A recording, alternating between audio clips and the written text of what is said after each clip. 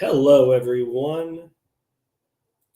We are here for Judges. I'm just posting the link now. If you want to join in, please come on out. We are getting to basically my favorite story. Favorite? I don't know if favorite is the right word to describe what we're going to be covering today. I know Sandy's coming out. Sandy, you have been summoned.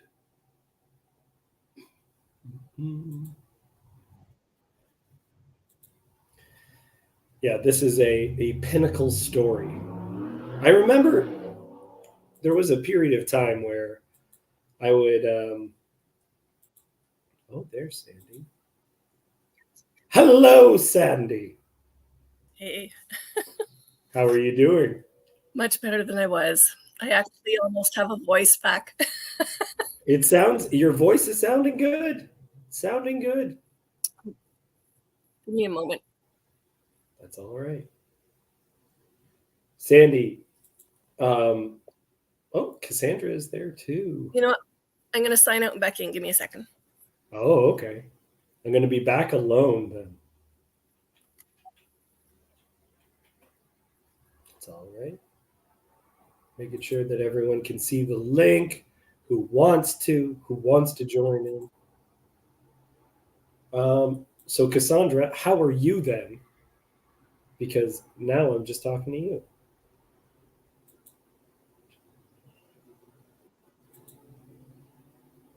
She's there too. Okay. And Michael's going to be there shortly. Wonderful.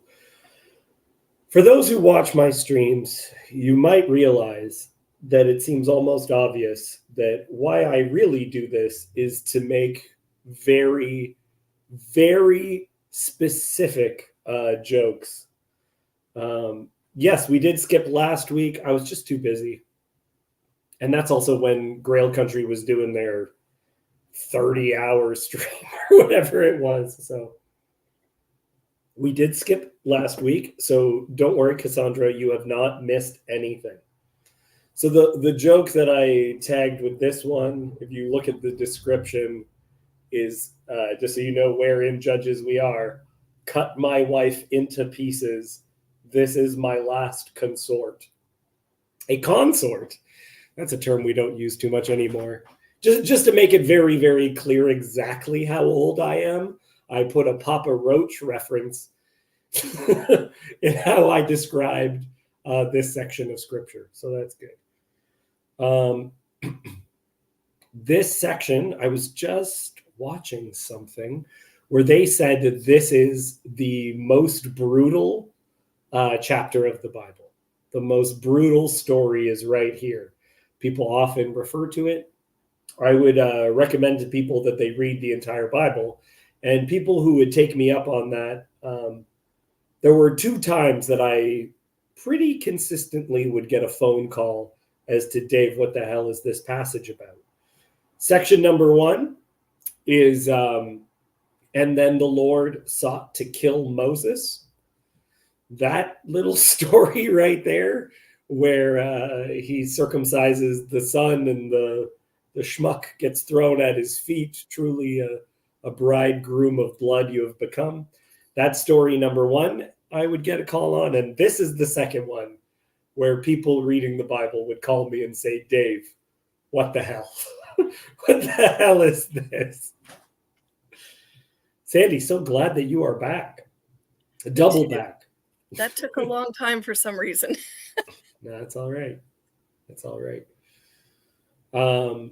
Sandy, do you have any experience with this chapter that we're going to be talking about? I'm just suddenly going, wait a minute, which chapter are we in? 17? Are we on 16? We're on 19. What? 19. When did that happen? Probably A while little I was sick. story called The Levite and His Concubine. Oh my gosh. And maybe I should pull up a second story. This is Let's see. there's an image that made the rounds, which is the Bible's connections as a graph. Cassandra, hello, how are you? Hi. Hey, What is up? Oh, good. I was thinking this might be the last one, so I wanted to jump on. It might be. We will be doing Ruth afterwards. Yes. Oh, okay. Yeah. I'm not commanded by Jacob that I must stop once I finish this. So it could go on for longer. And Ruth is in the same time period, and I have some weird theories. Oh, no one could have guessed that I would have weird theories about it. But I'm so happy that you could join us. You're in California, is that right? Yes. Mm-hmm. Awesome. California. So first image I want to show you guys before we get into the actual text. I'm peeking at the chapter and going, no, I don't remember this one. How come? Yeah. So this image, some people have seen. Every single little white line at the bottom, these are verses of scripture or chapters. I think it's verses. And this is a connection. So this is every single time a biblical passage makes a reference to another biblical passage. Wow. Sometimes referred to as a hyperlinked document. So the section that we are covering today is a section that is specifically trying to connect us with another passage of scripture. Question: what are the red ones? Do they have like a, one of those charts that tells I think it's just showing different colors so that it's a little bit more clear how many there are. Because if it was all the same color, it'd just look like white all the way through. Yeah, at the bottom, you can kind of see whiter areas, and that means that passage gets referred to a lot. Yeah. There's motion and patterns in it, though. Yes. It's a bit confusing. No, it's gorgeous. Kezi, maybe some other time we can talk about that Moses story, because you know the one too, and it's got a lot of references to Jacob and Esau too, the falling on the neck. You know what I'm talking about. And Trey is telling me that the graph is not true, by the way. Well, that's nice. Okay, well, Trey, I accept exactly what you're saying, that it might be overdone. But I think there's something to it. Oh no, Michael, you're gotta do that because you were hidden for a moment. Thank you for joining us on your lunch break or breakfast. No, it's lunch. 12 o'clock. Oh, right. You're just an hour off. Okay, so we're going to be doing Judges 19. Let me share this one. Make it bigger.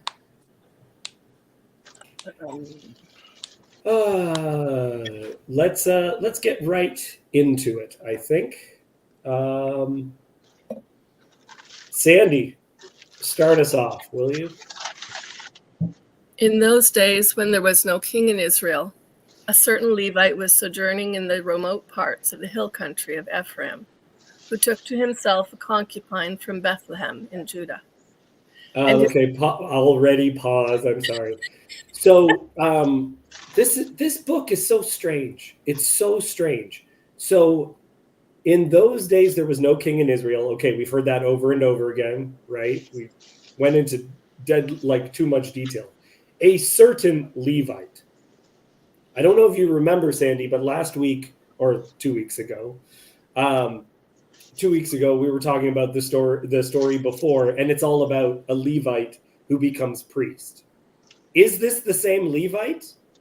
Like, we just finished the story of a Levite, and now we have a certain Levite, and in both situations, they have decided purposely no one gets a name. Yeah. Like, is it the same guy? Is it a different guy? Michael, do you have a theory if it's the same guy or a different guy? I think I more or less just assumed it was the same guy, but I didn't, just from casual reading in the past, but I had not tried to study it closely.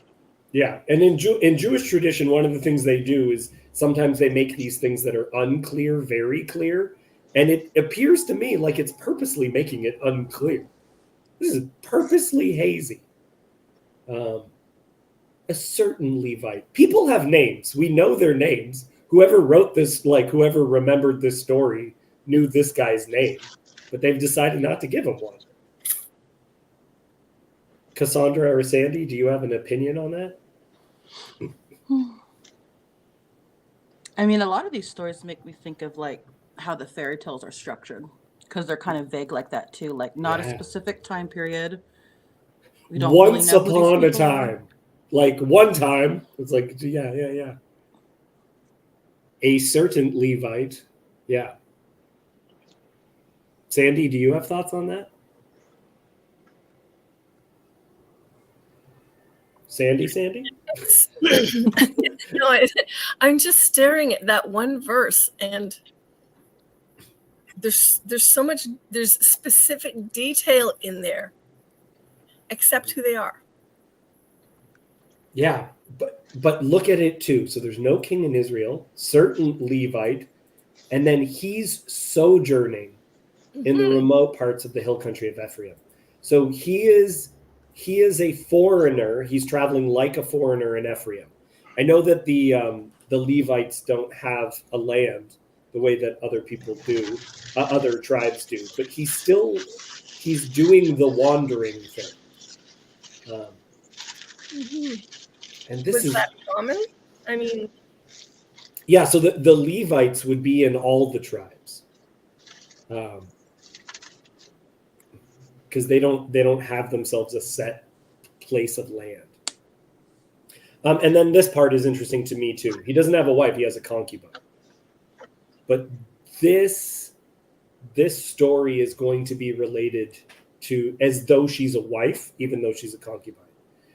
And Hezi is saying many similarities with the Sodom story in the Hebrew language. Even if you're just reading it in English, you're going to notice that there's a lot of similarities. Hezi has spoiled the passage. This is exactly what I was hoping to go towards. Yes, but he's let the cat out of the bag, as they say. Okay, Cassandra. Well, actually, sorry, Sandy, I cut you off so quick. You can start it. do whatever you want. Starting in verse 2. Okay. And his concubine was unfaithful. You moved it. And his concubine was unfaithful to him. And she went away from him to her father's house at Bethlehem in Judah and was there some 4 months. Then her husband arose and went after her to speak kindly to her and bring her back. He had with him his servant and a couple of donkeys. And she brought him into her father's house. And when the girl's father saw him, he came with joy to meet him. Okay, pause. Wonderful. The Jewish, so Hezi is saying, sorry, I'll just listen. Hezi, you have to fight me in this particular one because the Midrash contradicts what is actually in the text. And so I'm completely against the Midrash on this one. In the Jewish tradition, there's either a fly or some hair, like one of her hairs falls into his food, and he yells at her and she runs off for this reason. But in the text, it says that she was unfaithful. Okay? She flees and goes, but what's strange is it doesn't say she's going to another man. She goes back to her father's house. And then when her husband arose and went after her to speak kindly to her and bring her back. So I know she's a concubine, and so we might immediately have disrespect kind of on our minds. But to me, he's kind of portrayed as sweetly. He's going back to get her to speak kindly to her to bring her back.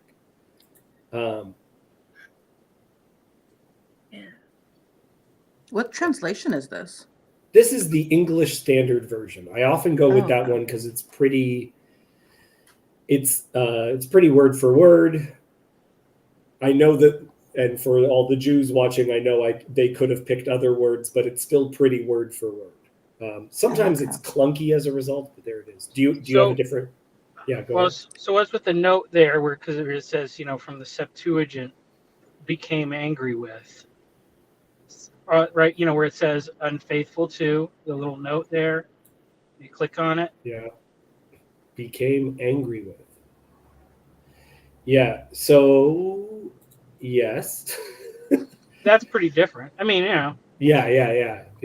but Is she stooping around? Is she just leaving? Is she upset? Did he become upset with her? yeah, Um, it's a little hard to, without actually having in the context there. It's a little harder to figure out how that would make it, how that variant would change it. yes. Um, And yeah, go ahead. Yeah. Never mind. Continue. no, I don't. That's all I have. Okay, that's good. That's good. I have to put this on pause for a second. Um, the speaking kindly to her. Yosef, what do you mean the speaking kindly to her? Which what make a deeper reference. Literally is to speak into her heart. Okay, it's quoting Genesis 34, verse 3. And there's a lot of Genesis references here. So even the wooing and seduction of Dinah,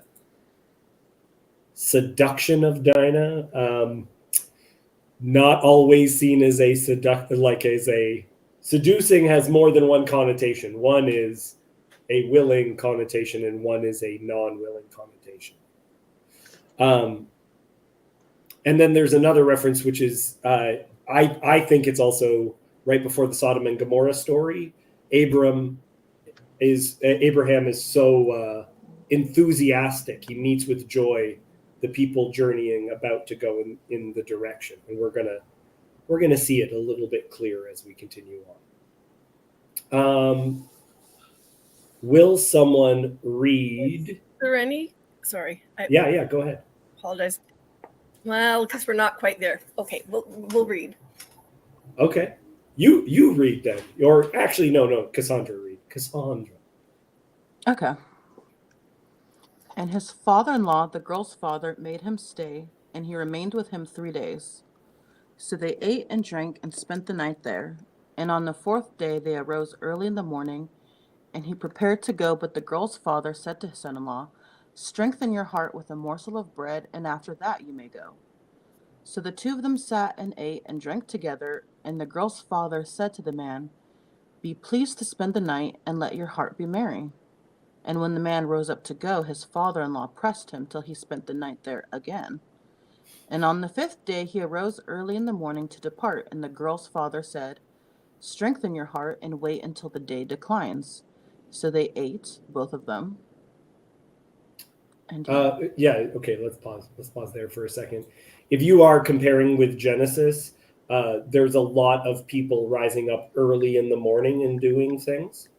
That's like a reference to their to their righteousness. So when when the binding of Isaac happens, he doesn't sleep in on that day. He gets up early to go. It's like a sign of commitment to something, which still is the case, right? When you really have to do something, sometimes you'll wake up early, wake up before even your alarm goes off to start doing the thing. Versus what happens with Lot in Sodom and Gomorrah. He knows that God's going to destroy the city, and he sleeps in. The angels have to wake him up and be like, "Wake up! Come on!" It's a very, very interesting image. Some people have hinted at that this could be a reference to does the father approve of the relationship? Is he trying to get involved to take her away from him? What are we talking about here? Because he keeps on being nice, but as a result, delaying him. He's delayed him over and over again. Kind of reminds me of Samson and Delilah a little bit. That's interesting. Mhm. I was going to say Lot, where Lot does this too. Not Lot. Laban. Laban does this, where he says, "Oh, just stay a little longer. Could we wait until this? Could we wait until then?" Sometimes called the thin edge of the spear, where you're trying to get something bigger in, so you insert the wedge. I don't know, positive or negative. Do you think this guy is right now, Sandy? Do you think he's a good guy or a bad guy? Any inclination? That's a kind of a hard division to go, but I would say no, this is not a good thing. Okay. He seems weaselly to you, not affectionate. Is that what you would say?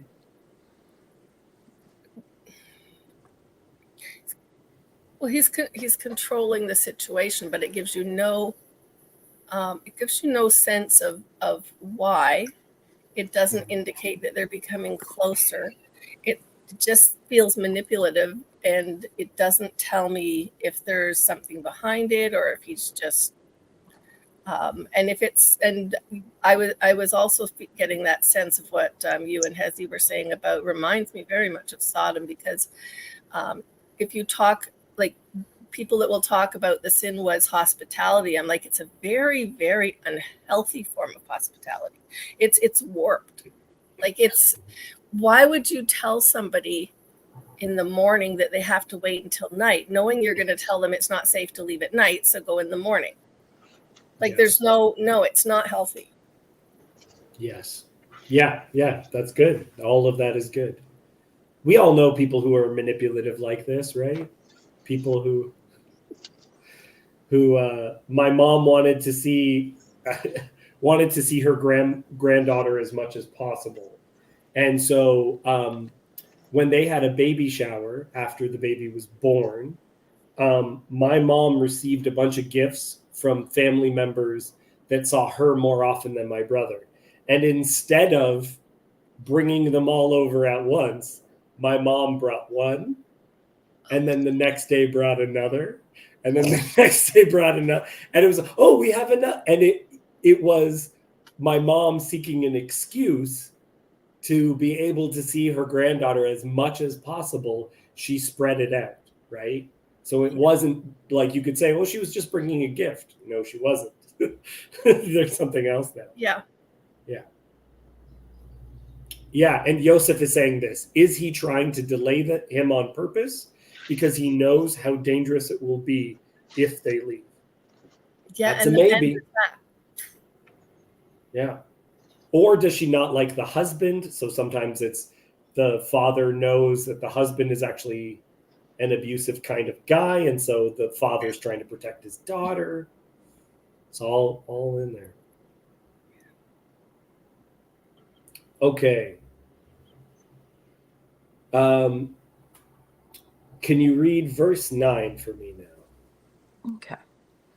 And when the man and his concubine and his servant rose up to depart, his father-in-law, the girl's father, said to him, Behold, now the day has waned toward evening. Please spend the night. Behold, the day draws to its close. Lodge here and let your heart be merry, and tomorrow you shall arise early in the morning for your journey and go home. But the man would not spend the night. He rose up and departed and arrived opposite Jebus, that is Jerusalem. He had with him a couple of saddled donkeys, and his concubine was with him. Yes. So the guy tries it another time and he says, no, we're going. Even though, as Yosef was saying, not only are they going to be in a bad part, they're going to be a bad part at night.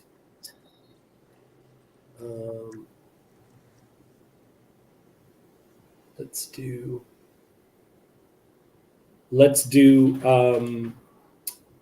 up to 15. If you can just read up to 15. I'm gonna give me 1 second. But you go ahead. I'll be right back. Read up to 15 and okay. Comment as you like, but just end at 15. You need to scroll up a wee bit or were you not at 9 or 10, I mean? Oh, that's right. Okay. Okay. Okay. Oh, I thought, no, we did this. Oh, I think I did the last. I think I did 11. Okay. You only did half. Yeah. So here, let me get you a So- bunch of 11. Come now. If you can get come now at the top of her screen, she's good. Yes. Oh, come now. Okay. Okay. Up, down to here. Okay. Okay. Go. All right. Come now, let us turn aside to the city of the Jebusites and spend the night in it. And his master said to him, We will not turn aside into the city of foreigners who do not belong to the people of Israel, but we will pass on to Gibeah. And he said to his young man, Come and let us draw near to one of these places and spend the night at Gibeah or at Ramah. So they passed on and went their way, and the sun went down on them near Gibeah, which belongs to Benjamin. And they turned aside there to go in and spend the night at Gibeah. And when he went in and sat down in the open square of the city, for no one took them into his house to spend the night. So yeah, they're Yeah. just gonna sleep in the middle of the square. Mm-hmm. And I guess they didn't want to spend the night in the city of the foreigners because would it not be as safe, or just would it be considered unclean to do that? Oh, mute. Probably just, I mean, at least not as trust, more trust for your own people than for foreigners. I would think. Like, maybe it could have been safe or could have been not safe. It's unpredictable, maybe that. Mm-hmm. Because I mean, Yeah. that city was surrounded by all Israelites, so like they probably weren't wanting to, they were probably just wanted to be left alone, or they were going to like start a war or something. Well, in many of these situations, the people who are the judges would be elders of the city. So you would get a group of people, and like if you didn't have a group of people, you basically couldn't get justice. So they would have seen this as scary. This is actually a whole element of irony that's in the text, because they are going to go to this. They want to be with Israelites because they believe that is safer. And that's part of the condemnation of this chapter. They go here for safety, and it's not going to be safe. So can you go back up to 11 for a second? I want to see just what it said.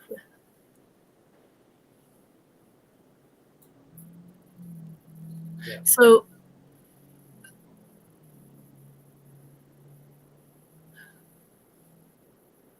Jebus. Yes. Which is, if you look over here, Yeah. that is Jerusalem. So that's part of the horror of this too. Okay, but he doesn't want to go to Jerusalem. That's right, because of foreigners. So Jerusalem is not a place of the Levites at this point? Not for the Levites. That's one of it's taken later. So one of the things that happens in the story of David and Goliath is he brings the head of Goliath to Jerusalem, because it's like I'm gonna get you. It's like I'm coming for you kind of a thing. Okay. And then Hezi caught the other reference, which is sleeping in the open square is also a reference to Sodom and Gomorrah, because you'll remember when they come in, they're sleeping there, and that's when Lot comes out and says, "Do not stay here. It is not safe." Yeah. Yeah. Okay. Nobody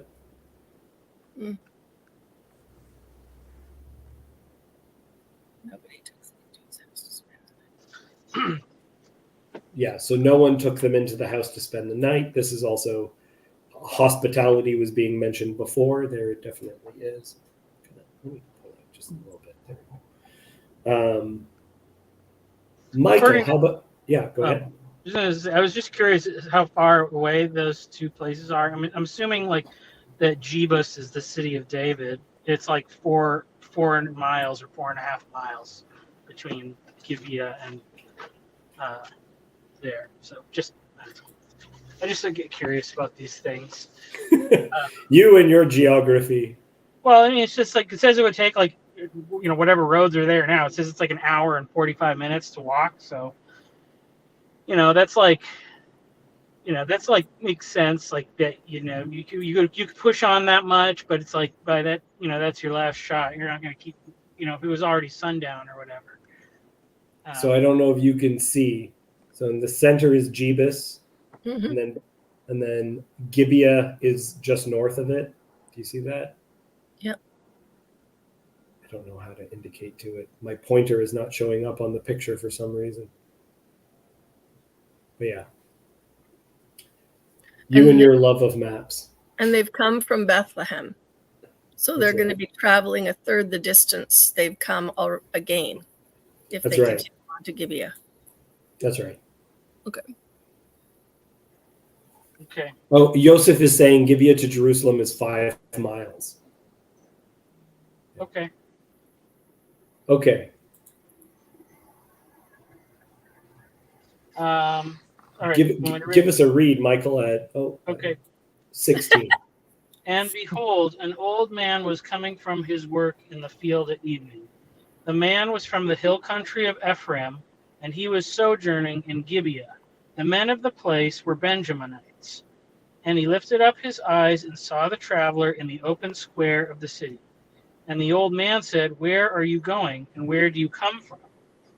And he said to him, We are passing from Bethlehem in Judah to the remote parts of the hill country of Ephraim, from which I come.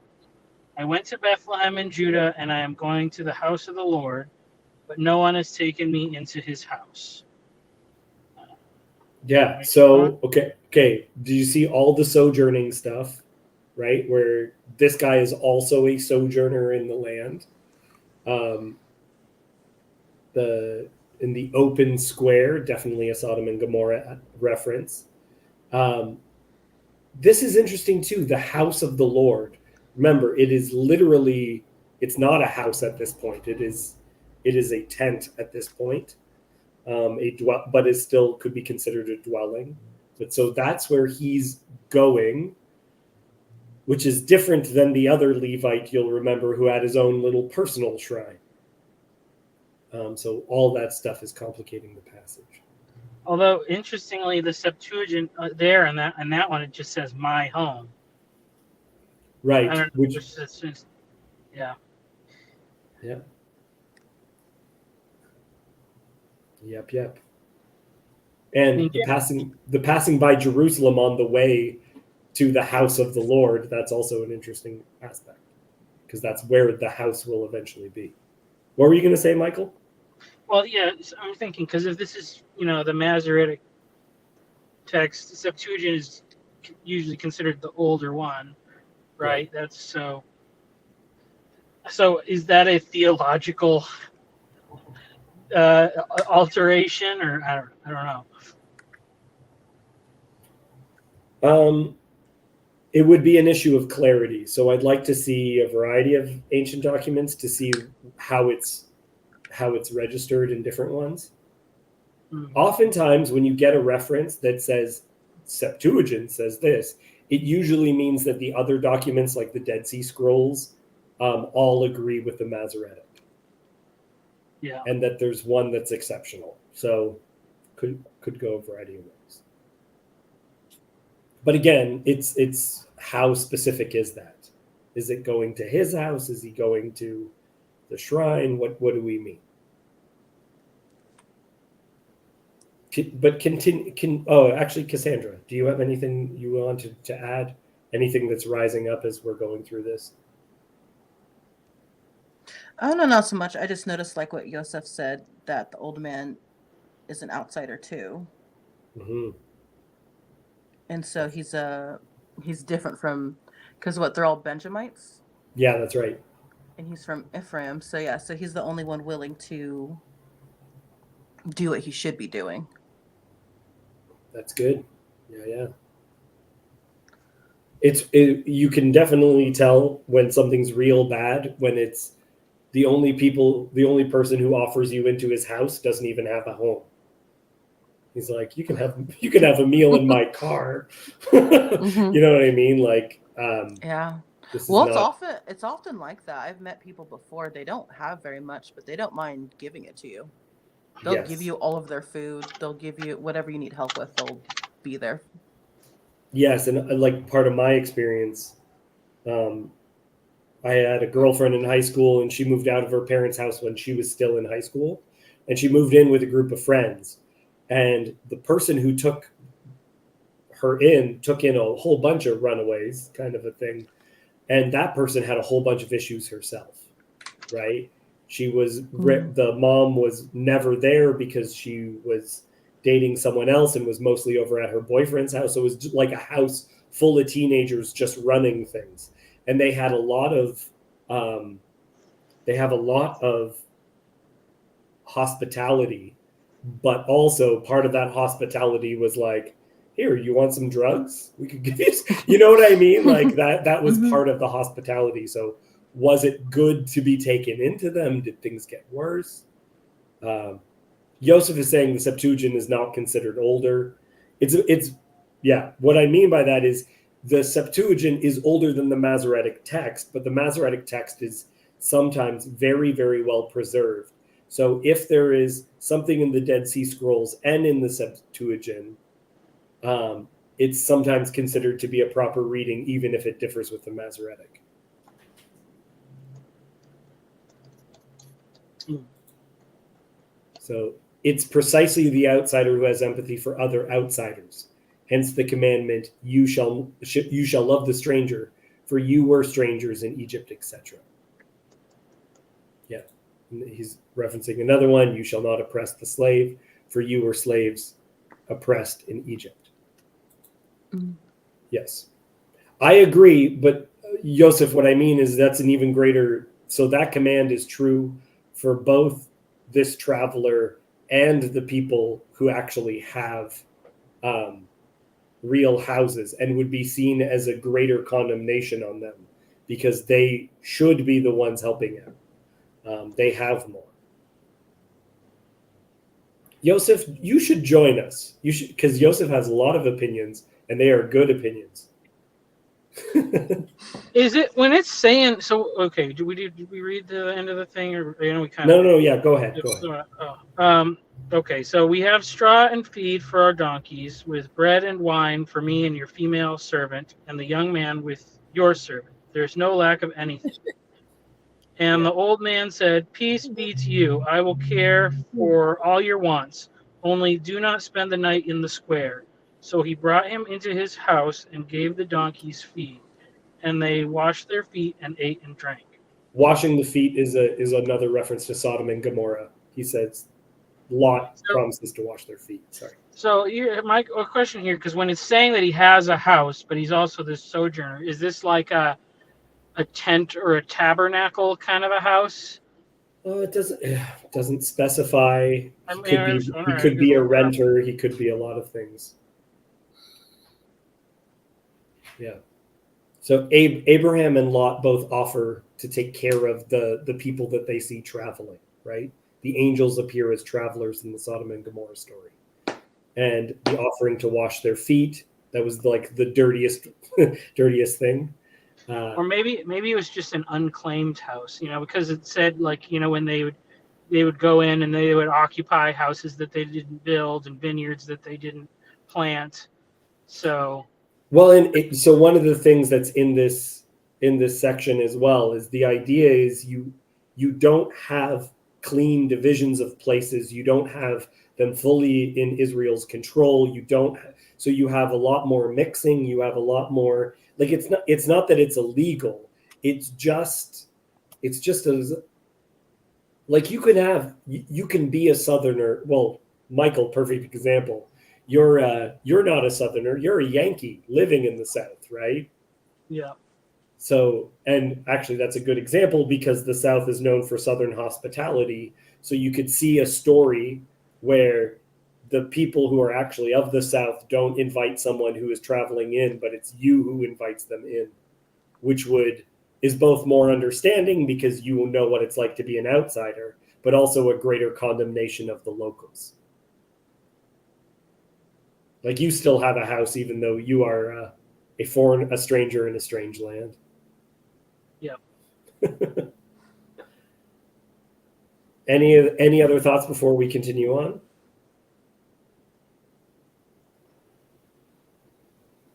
Okay, buckle up, everyone. And they were making their hearts merry. As they were making their hearts merry, behold, the men of the city, worthless fellows, surrounded the house, beating on the door. And they said to the old man, the master of the house, bring out the man who came into your house, that we may know him. And the man, the master of the house, went out to them and said to them, no, my brothers, do not act so wickedly, since this man has come into my house. Do not do this vile thing. Behold, here are my virgin daughter and his concubine. Let me bring them out, violate them, and do with them what seems good to you. But against this man, do not do this outrageous thing. Okay, so how come they only do this once he goes into the old man's house if he was out in the square the whole time? That's a good question. Might be gathering a mob, might be, yeah. I mean, it might have just been. I mean, we don't know how long exactly they were in the square. It could have been Yeah, pretty but it quick. seems like they all know he's there somehow. Like, I don't know how big the city would be, because it's the square, so it's in the center. Not So that maybe big, I don't people think. could just like see it or something, but I don't know. I always thought it was weird that he was in the square and they could have gotten him because he wasn't in a house protected. And then all of these men, or maybe it just happens once these men start getting drunk or whatever. It says they're making their hearts merry. Mhm. So maybe this is after like a raucous night where they're just like out being crazy and stuff. But yeah, I just thought that was weird. Yeah, the inclusion of them being seems like they're getting a little bit drunk is an interesting one. Sandy, do you have any thoughts on this? Just this section? You have no thoughts on a gang saying, bring out the man so that we may have sex with them, and I then just say, what can't. about these two women? No, just it's like, but why is this story in here again? Like, Because it is, and when you say a gang, the knocking on the door, bring it's like, out, yeah, this time it's man instead of men, bring out the man that we may know him, same language, and they offer, now in the Lot story, it's two virgins, okay? My two virgin daughters. Mm. Whereas here it's still two women, but yeah. one's a virgin and one is a concubine. In the Lot story, I don't think they take the women, do they? So that is exactly, there is a direct connection between these two stories. Exact words are used in multiple places, but in the Sodom and Gomorrah story, it doesn't happen. The No, don't angels they? intervene and stop it from happening. Whereas what's just about to happen is actually worse than Sodom and Gomorrah, which is part of how I think this story is to be understood. Is that part of the story is, you want to know how bad it was in those days? It was Sodom and Gomorrah bad. Actually, it was worse than Sodom and Gomorrah. Okay? It's worse than. So exactly what you're saying is the connection point, but the narrative is going out of its ways to make those comparisons to say worse than. Which, yeah, Sodom and Gomorrah is just the absolute bottom. How do you get worse than Sodom and Gomorrah, Cassandra? How do you get worse than Sodom and Gomorrah? Yeah, well, the rest of the story is worse too, because even what the guy does with his concubine seems like that is violating something. That seems like that's not great to do either. So it's just The like greatest stacking everything understatement. up. Not great. It seems like what he does is, how do I say this? Not great. I mean, I don't know. Seems like that's not because I don't know. That seems like a violation too. Also, Yes. Yeah, I mean, I have 3 daughters, And I'm just gonna like, if anybody ever like needs to spend, then I'm like not gonna offer my daughters for your safety. So if somebody comes looking for you, that's not, yeah, that's, I don't know. I mean, I know it's like, I get the thing. It's weird because I was talking with in um a Bible study at my church. We're talking to somebody about Lot, and like how in Hebrews it talks about Lot as like a righteous man and stuff. And it's like, you see, it's like, why is Lot a righteous man?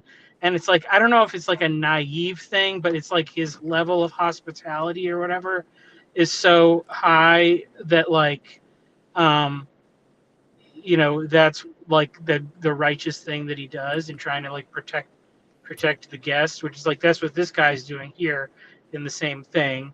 Um, almost, I wonder almost in a sense that like, is that guy thinking like, maybe if I make this move, like God will protect me, like He protected Lot's daughters. Like God will protect my daughters from such a fate, or you know. I don't know. It seems like a cop out, because if he's thinking that, he should also be thinking God could protect me. But he Yeah, doesn't. yeah, it is weird. It is weird. I mean, I don't. Hmm. This is why you have to have guns.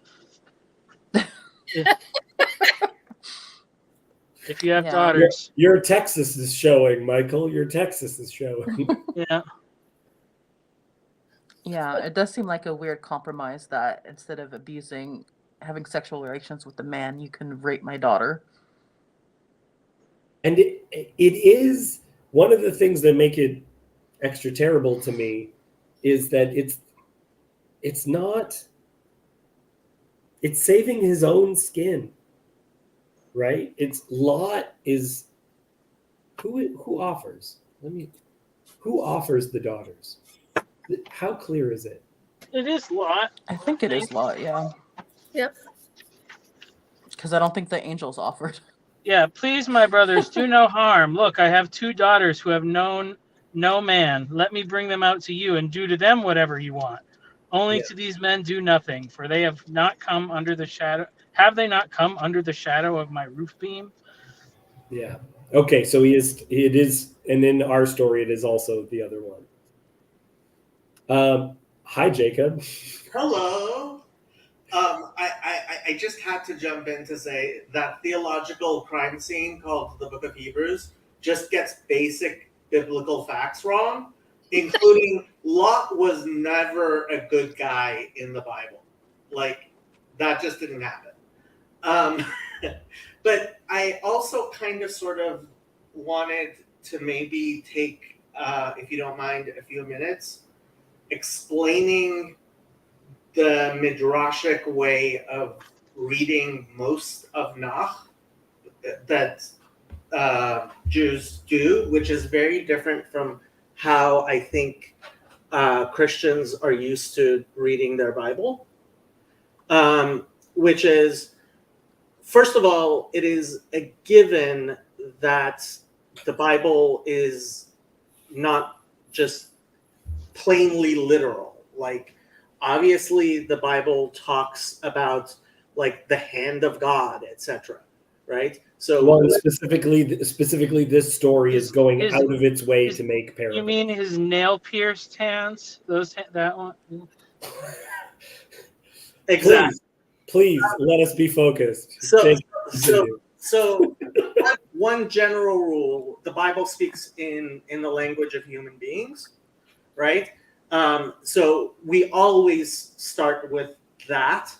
Second, levels of prophecy are different, meaning the highest level of prophecy was that of Moses. And so when you're looking in the rest of the Bible, we kind of assume that there's a dream-like quality to the message that it's giving, right? Which also, like, it changes as far as, so how we view the various, especially in Judges, the stories like how literally we look at the exact details, right? Because there are always references. Like obviously this story is talking in reference to Sodom and what happened there. And which leads to the third part, which Christians have the most problem with, which is when you're looking at these stories, we believe that it necessarily has multiple layers. The way I like to analogize it to is imagine somebody who was in Vegas and spent his last dollars on hookers and blow, and probably gambled away a lot of money he didn't have.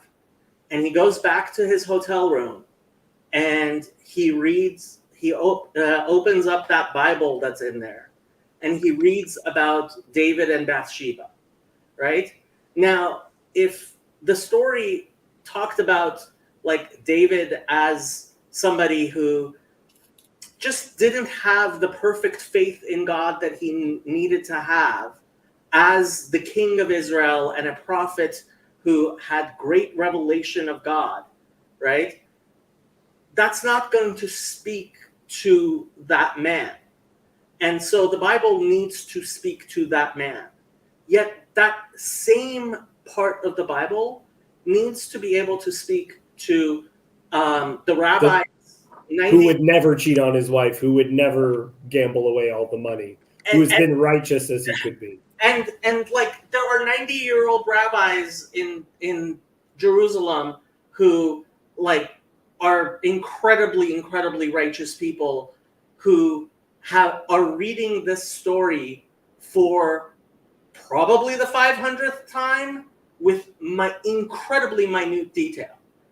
And so one of the ways we look at it is there's the first reading, and there's the second reading, and there's the 100th reading, and there's the 900th reading, and there's the 1000th reading. And each one needs to be deeper and better and more in tune to the person who's actually doing the reading. And so when you look at the specific language, and this is what we kind of got into yesterday when you asked me about Solomon, and people couldn't really understand why. For me, it makes perfect sense that God would describe what I don't think was murder or adultery at all on the part of David. I don't think David murdered anyone. I don't think David committed adultery at all. But why do I believe the Bible described it that way? Is because on the first reading, that's what it needs to be. And once you know Hebrew enough and you know the rest of the Bible enough and you care enough to look at the details, you understand how exacting God can and should be with somebody like David. And so the contradictions, the Jewish method is you read the text and you ask questions. This doesn't make sense, right? It doesn't make sense that somebody who seems somewhat righteous would offer something so horrible as, and you ask these questions and you ask lots of questions, and the text has to make sense within itself, and it has to make sense within the broader of all of Judaism. And you end up in a place where you are so far away from the literal text that it makes absolutely zero sense to somebody who's just approaching the text to begin with. And that's fine, because God knows how, because one of the rules we have about where we end up is God had a reason why he started where he started. Okay, Jacob, I totally understand what you're saying. Could you demonstrate that within this text right now, where you think that should be rising up, this other layer? Okay, so part of the problem with that is it does take an actual knowledge of the Hebrew. So when you look at the text, the exact wording that God gives, Yes. right? So you have the primary first run of the tale, and that can be translated. That's fine, right? But when you're reading the text, like when I look at what's called the Rabbinic Bible, which is where the King James version of the Bible actually comes from, it is they had a copy of the Rabbinic Bible with those commentaries, which they did use and integrate into their translations, by the way. When you look in the Rabbinic Bible, let me pull up a page. And while you're looking, I have a question, if that's okay, Jacob. Sure. Go. Yeah, go ahead. So passages like this, as a woman, I have a really gut-wrenching reaction to the story on the one Absolutely. level. But then you said this is Nach, so it's not Torah. It's not the part you say the men spend the most time in. Therefore, it's also something that I might be reading. And I mean, I want to be careful with that. well, we joke about Nach is for girls. That doesn't mean that no, I know Nach you. is Yeah. right. Yeah. That is a way in which we chide men for not studying Nach as much as they should. But I guess what I mean is, like, I've been alive long enough in a Christian church that these stories have come up occasionally, you know, not 900 times, but they do come up. And if I keep reading them, like the questions then should be going deeper.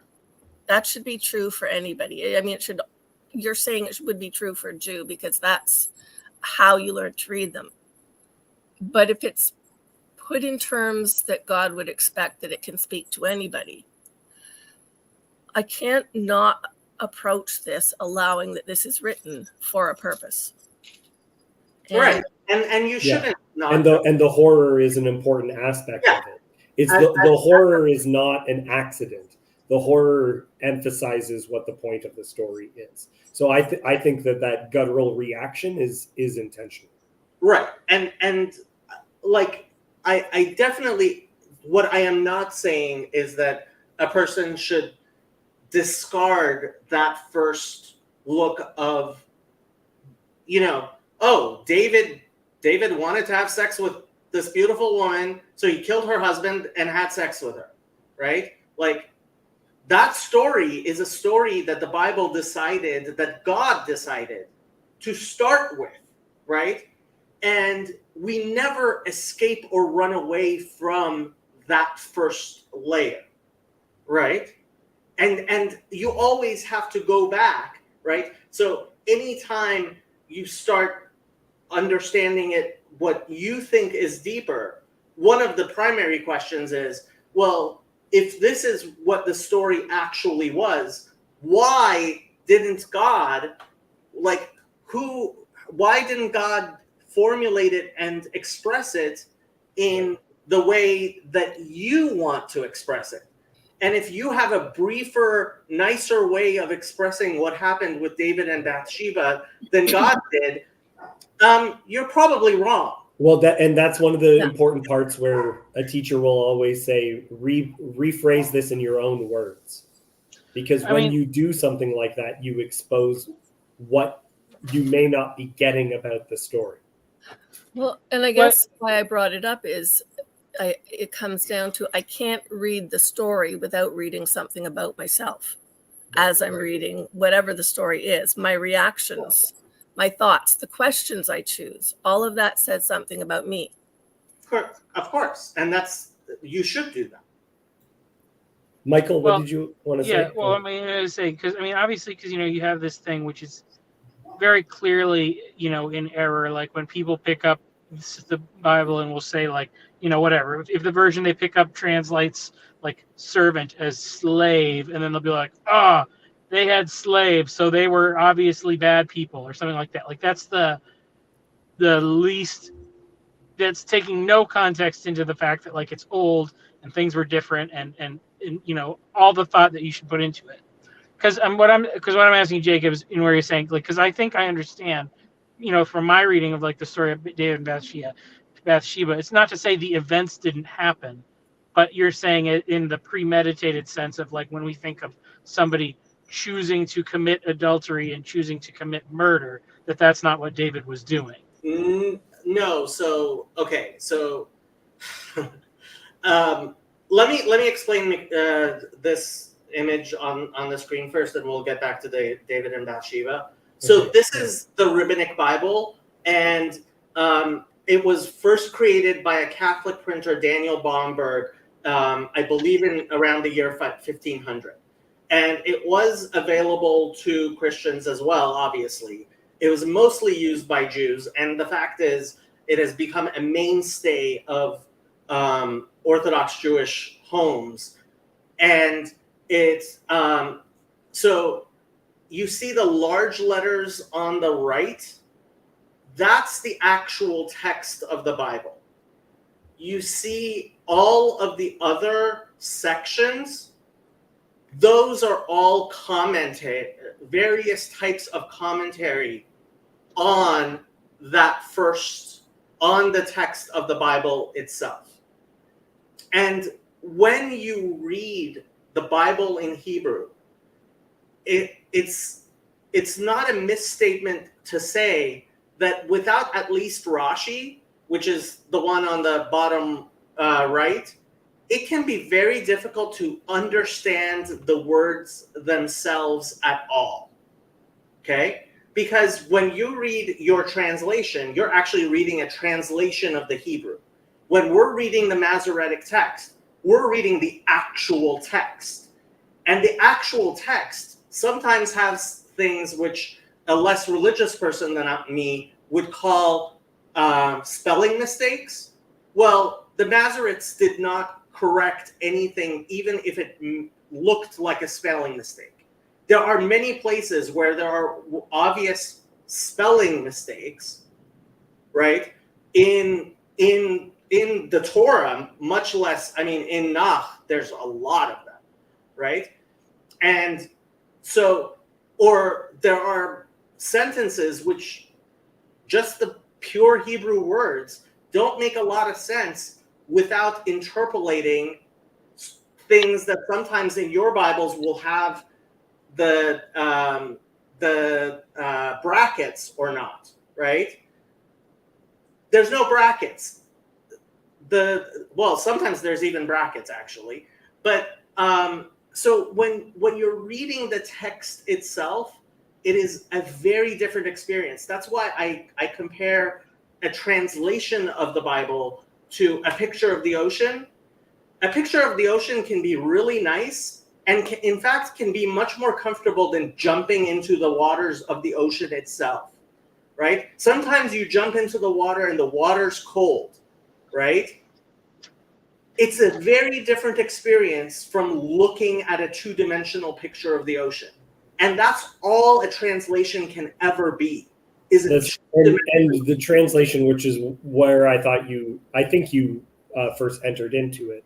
When we're talking about a translation, part of those commentaries, early translations and early everything, it is showing those conversations because in some situations, we were saying this before, the term seduce comes up in the Bible. Does seduce mean the woman is willing and the guy was very smooth and, he was very flirtatious and she was welcoming his advances? Or does seduce mean assault, right?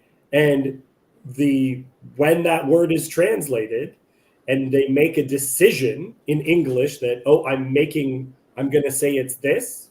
The situation with Dinah is a perfect example. They are taking those commentaries and then they're making a decision But in English, you're not seeing the Hebrew, you're not seeing those conversations, you're just seeing the decision that they made, that the word was whatever it was, right? Is it that's what you're getting at, right, Jacob? That is a huge part of it, and Yeah. like Yosef says, biblical Hebrew is a very compact language. So Yes. Greek, and this is one of the reasons people actually turn to the Septuagint, even though the Septuagint is much older than the Masoretic text, is because Greek as a language is a much more exact language than Hebrew is.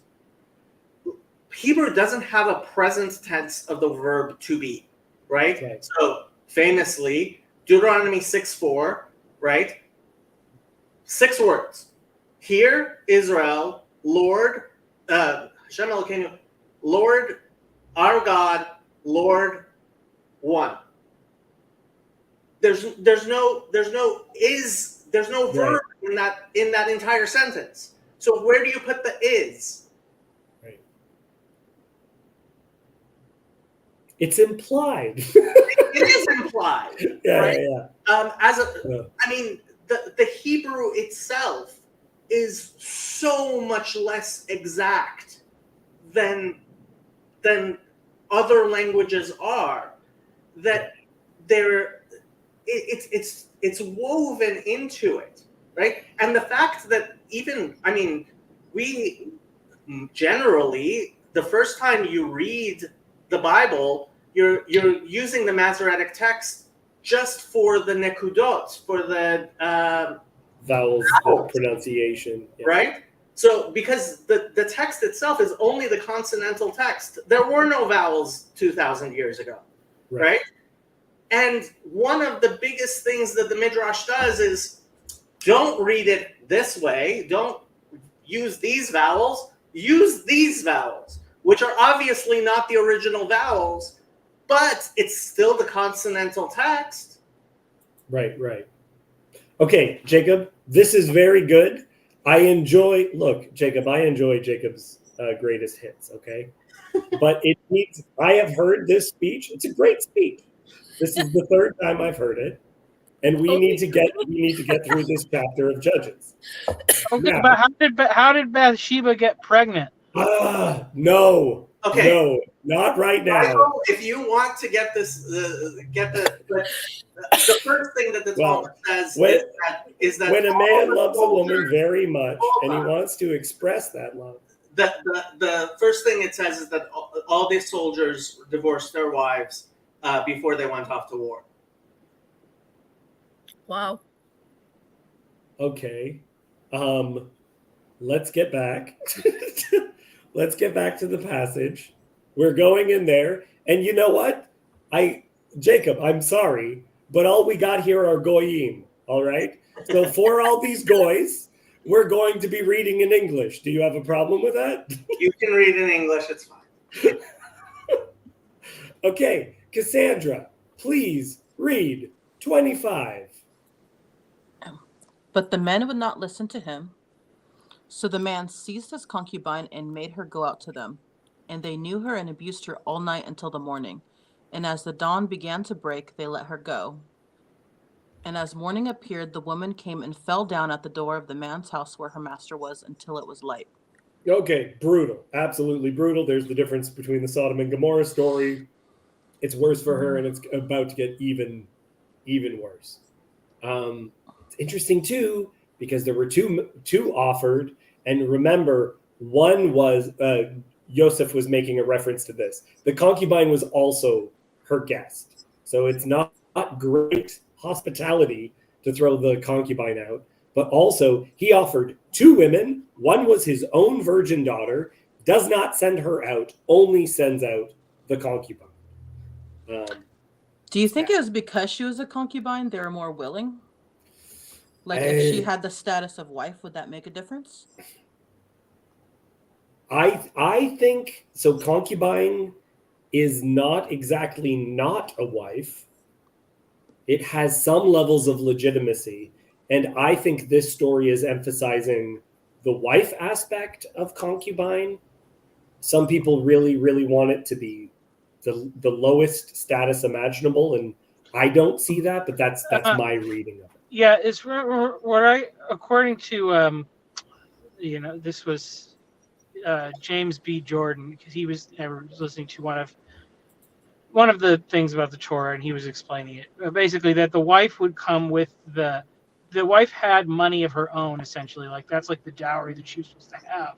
Like, in case of the husband dying or something, she would have some security. But the concubine basically didn't bring anything to the marriage besides herself. Like, so I think that was like the main distinction.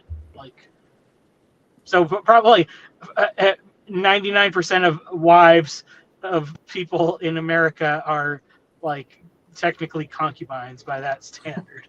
Well, and you heard me saying it. I do believe the term concubine is also one of the best ways to refer to relationships where people aren't actually married but living together.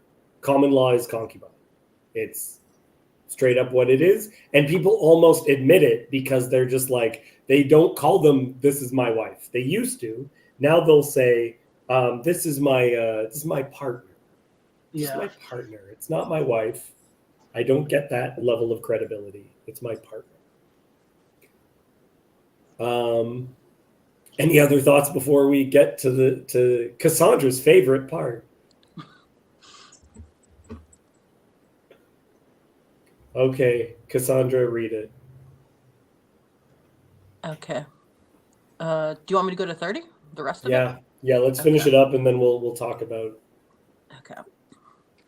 And her master rose up in the morning, and when he opened the doors of the house and went out to go on his way, behold, there was his concubine lying on the door of the house with her hands on the threshold. He said to her, "Get up, let us be going." But there was no answer. Then he put her on the donkey, and the man rose up and went away to his home. And when he entered his house, he took a knife, and taking hold of his concubine, he divided her, limb by limb, into 12 pieces, and sent her throughout all the territory of Israel. And all who saw it said, "Such a thing has never happened or been seen from the day that the people of Israel came up out of the land of Egypt until this day. Consider it, take counsel, and speak." Sandy, you said you're having a lot of guttural reactions. What's your guttural reaction to that little bitty?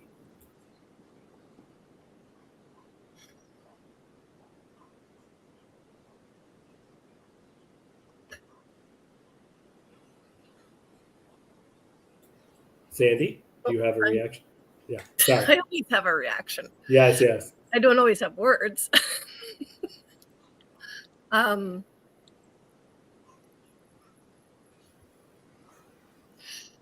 Okay, sorry. Part of me is still back reading about just he went up, he was going to leave. It doesn't say he was going to go out looking for her. He was going to go on his way.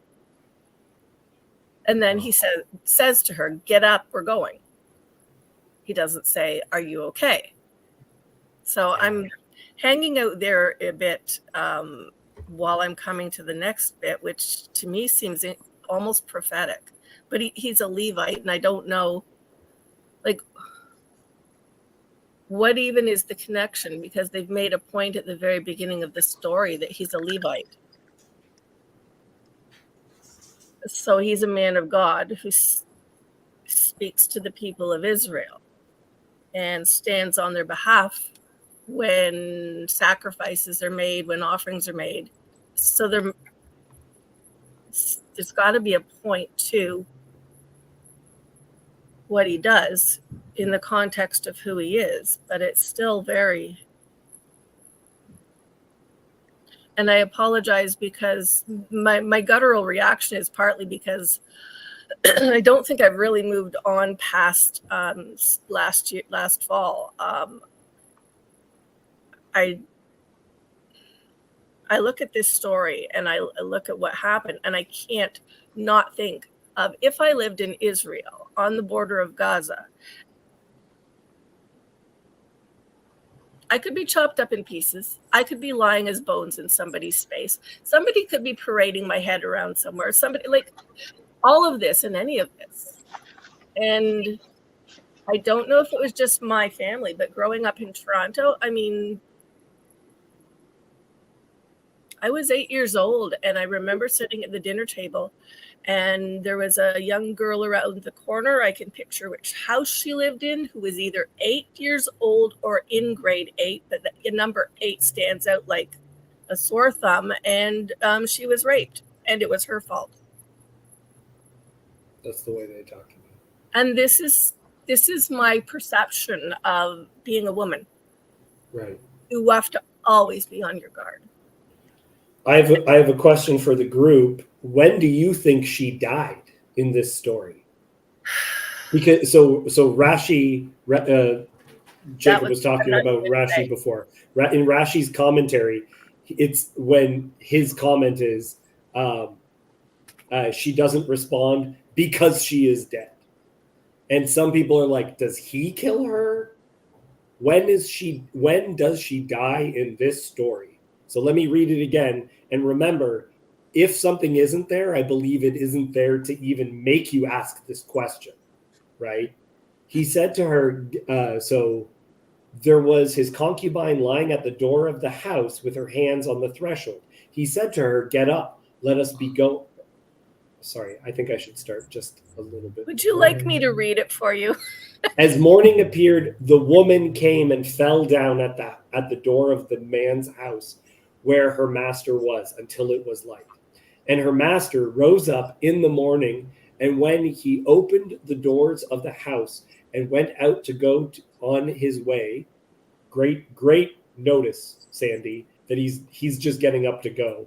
Behold, there was his concubine lying at the door of the house with her hands on the threshold. He said to her, get up, let us be going. But there was no answer. Then he put her on the donkey, and the man rose up and went away to his home. And when he entered his house, he took a knife, and taking hold of his concubine, he divided her limb by limb. Jacob, when do you think she's dead? I think she definitely died before he got up. Okay. Yeah. Cassandra, would you agree with that statement? I mean, that's how I always kind of read it. Like, yeah, she was just left there for however many hours, and who knows what exactly happened to her.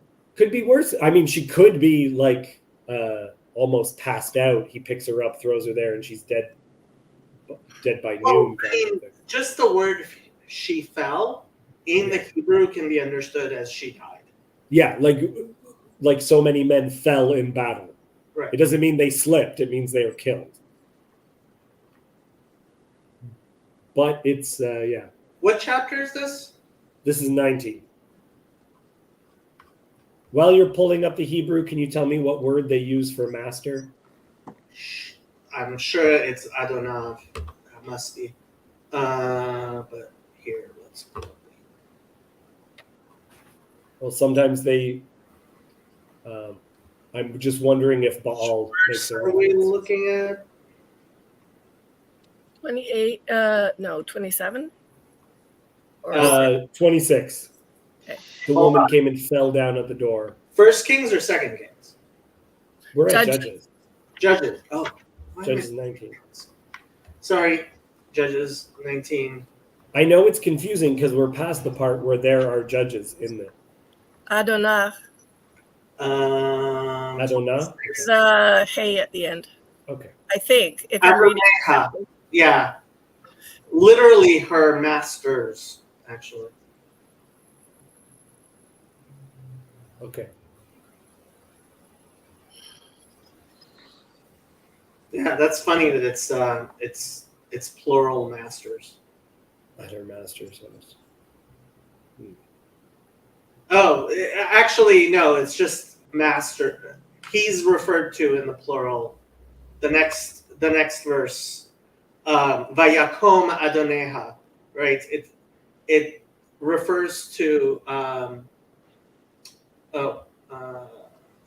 So it refers. It says her Lord rose up. Rose up is in the singular, but it's just referring to him in the plural. Okay. Yeah. But Pilagsto nofelet, right? She fell, and that nofelet you could just as well translate as she died. Okay. Well, okay, so this is the perspective that I would take for it, because somehow, and Jacob, I'm glad you're here, because I'm gonna be a little Christian about this. Is that I see her divided into the 12 pieces. Somehow the people when I first read this, I was like, what does each tribe get a piece in the mail? Like someone gets like, what do they get in the mail kind of a thing? And then they go, oh, obviously. To me, this is similar to the bronze serpent. The bronze serpent is you look at the consequence of your sin, you stare upon that, and that creates repentance. And that somehow I believe that this is supposed to be, that she is supposed to be Israel. It's supposed to show Israel itself dismembered, disconnected, no longer one thing, because the next, which we got two thrown back, we're not going to be able to go any further today. But the next line is, it says, the people of Israel, they came out from Dan to Beersheba, assembled as one man, right? So it'll speak of Israel in unity as being like one man. And I don't think it's a coincidence that this notion is used right after a human being is disassembled, is in parts. And so looking upon this is what we have done. This is the judgment that God has brought upon us. And that's why this becomes so inspirational to the other tribes, because they would have understood this as their great failure. And to talk about the fact that he is a Levite, right? The fact that as a Levite, they're the ones who are spread out it's not any one tribe, right? Right. And in Judges, you get all of these tribal wars. And one of the things that it seems to be emphasizing very much is this is a person who is a representative of all of the tribes, their disunity, and then their unity. And Sandy, I think that when you were talking about the representation of a Levite in this story, absolutely, he's the one who divides the woman and then brings her about. And so the emphasis in the story is not on their sinful action in throwing this woman outside. The emphasis is on the fact that Israel has become worse than Sodom and Gomorrah. And so this whole thing happening, that God doesn't intervene in everything else, this, I think, is tying in with, if I can just bring up this bit.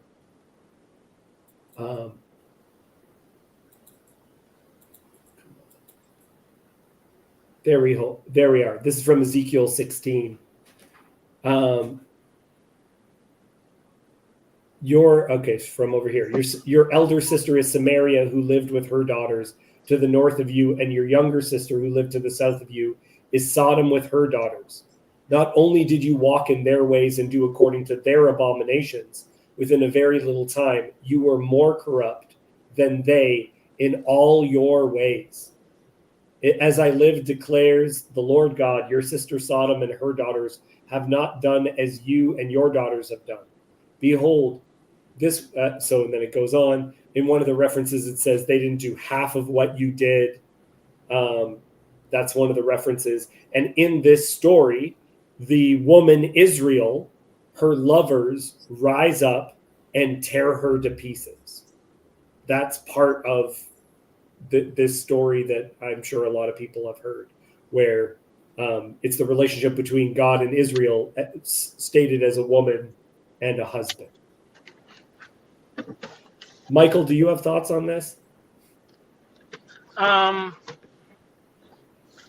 I think obviously the thing is the shocking, the brutality of it, and like sharing that is supposed to be to wake people up from their complacency. I was thinking interestingly, it is interesting before, like how kind of when the man is offering the women, or and then ends up not shoving his daughter out the door, but just the concubine and stuff, and then like to connect to like, that's such to connect it to the story of David and Bathsheba, really, because what I see in the moment of David's repentance with the prophet Nathan, there's this thing like like Adam, throwing Eve under the bus. There's just always this thing of the men blaming the women and not appreciating them the right way. That I think it's good that that this is an uncomfortable story for us to read, I think, because it shows that at least like we've learned something, over the millennium, because like, because I think it's interesting because the complaint I always heard about, like with David, or say like he was a bad father, essentially, you could say. But I think that there's something to, where God says like the only, whenever he says like about the kings, you should have been like my servant David who followed me and everything. And it makes the exception for the thing about David, Bathsheba and Uriah, that like David's unwillingness to discipline his children or whatever was kind of like, I would say it's like it's bad parenting from our point of view, because it's like, look at the consequence of it, but it's like in something in his heart or whatever, in that he's not like, even like with Absalom, that he's like, I'll walk away from the throne. Like, that he's not going to raise a hand against his children or whatever. But like, I feel that one, that's a pattern within Samuel, that repeatedly you have people who aren't responsible, like refuse to bring their children to account. So it begins with Eli and his two children, and he's unwilling to act upon that. Then Jonathan sins and Saul refuses to act on that. Then David has children, refuses to act on that. It's this repeated pattern of parents who are so loving that they're unwilling to bring their children to the mat for things that they've done.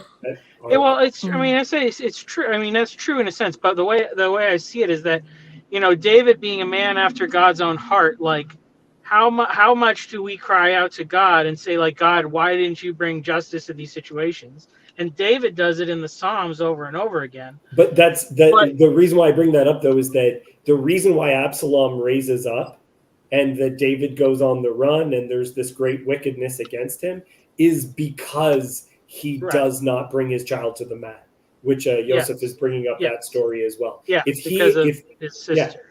Yes, because of Amnon and Absalom and all that. That only occurs because he refuses to act. But so I'm just saying, like, that God, like, just as a sense of like God letting so much evil exist in the world, like, if you look at the other Tamar, and he kills Judah's son for being wicked. Like, the first one is just he was wicked and he died, and then the second one, for the specific sin, he kills him too. So it's like God can kill people when they don't do the wrong thing, but by and large, he lets us be horrible. And on the whole, like, he gives us so much space to repent that we have to deal with a lot of consequences of that, which is not always fun to be on the receiving end of. But it's preferable than God, it's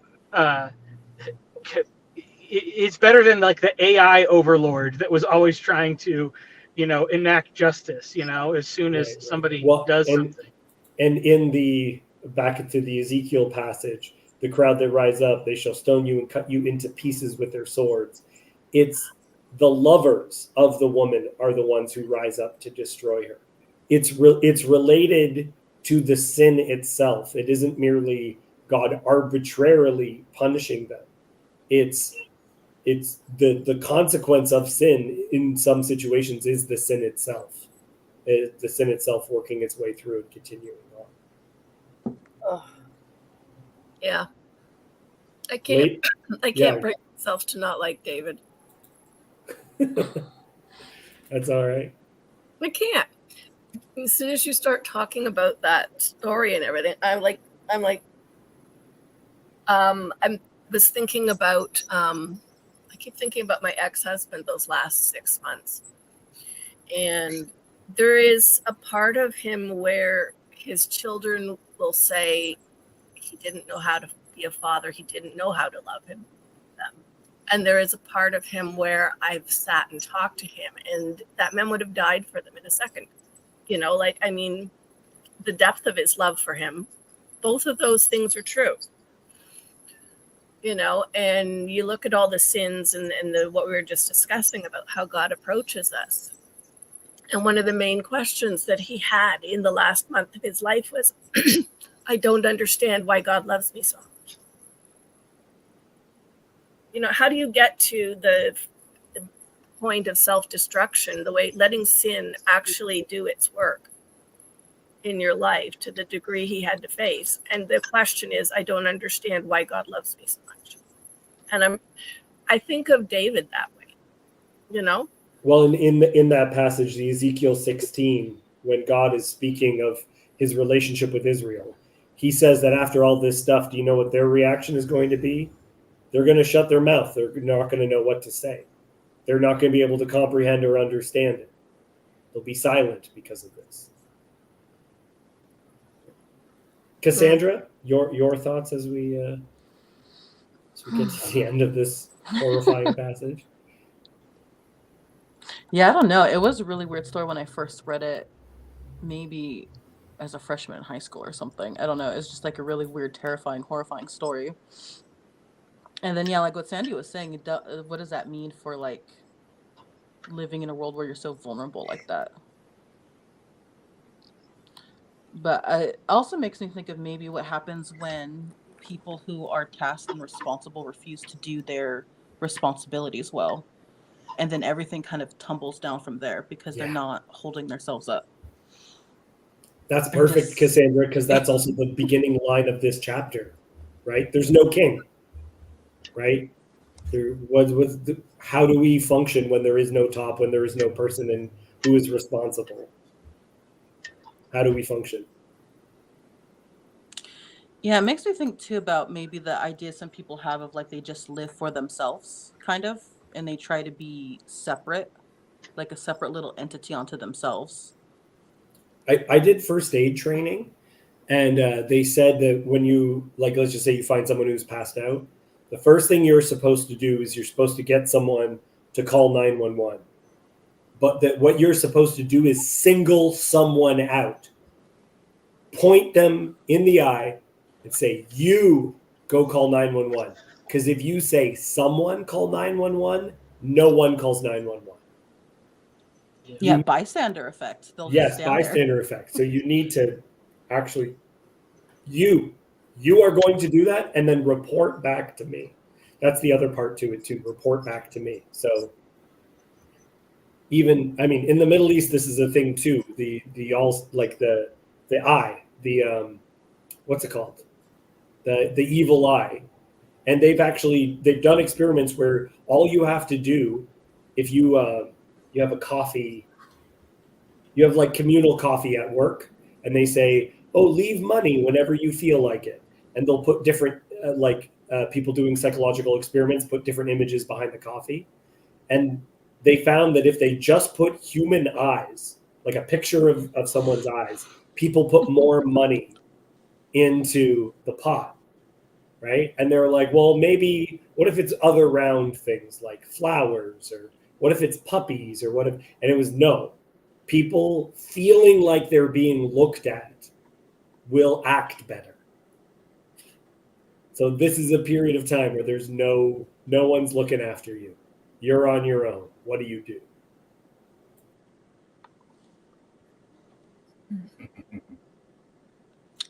Wow, that's amazing with the eyes.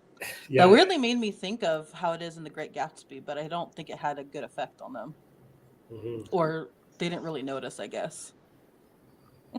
Well, yeah, I think that's, obviously the opposite end of that is, you think about all the horrible things like that happened in the 20th century, and you can't really explain them outside of the fact that people stopped believing that there was a God who was there watching them. And that's like the thing. It's like, because we don't necessarily have a history of God.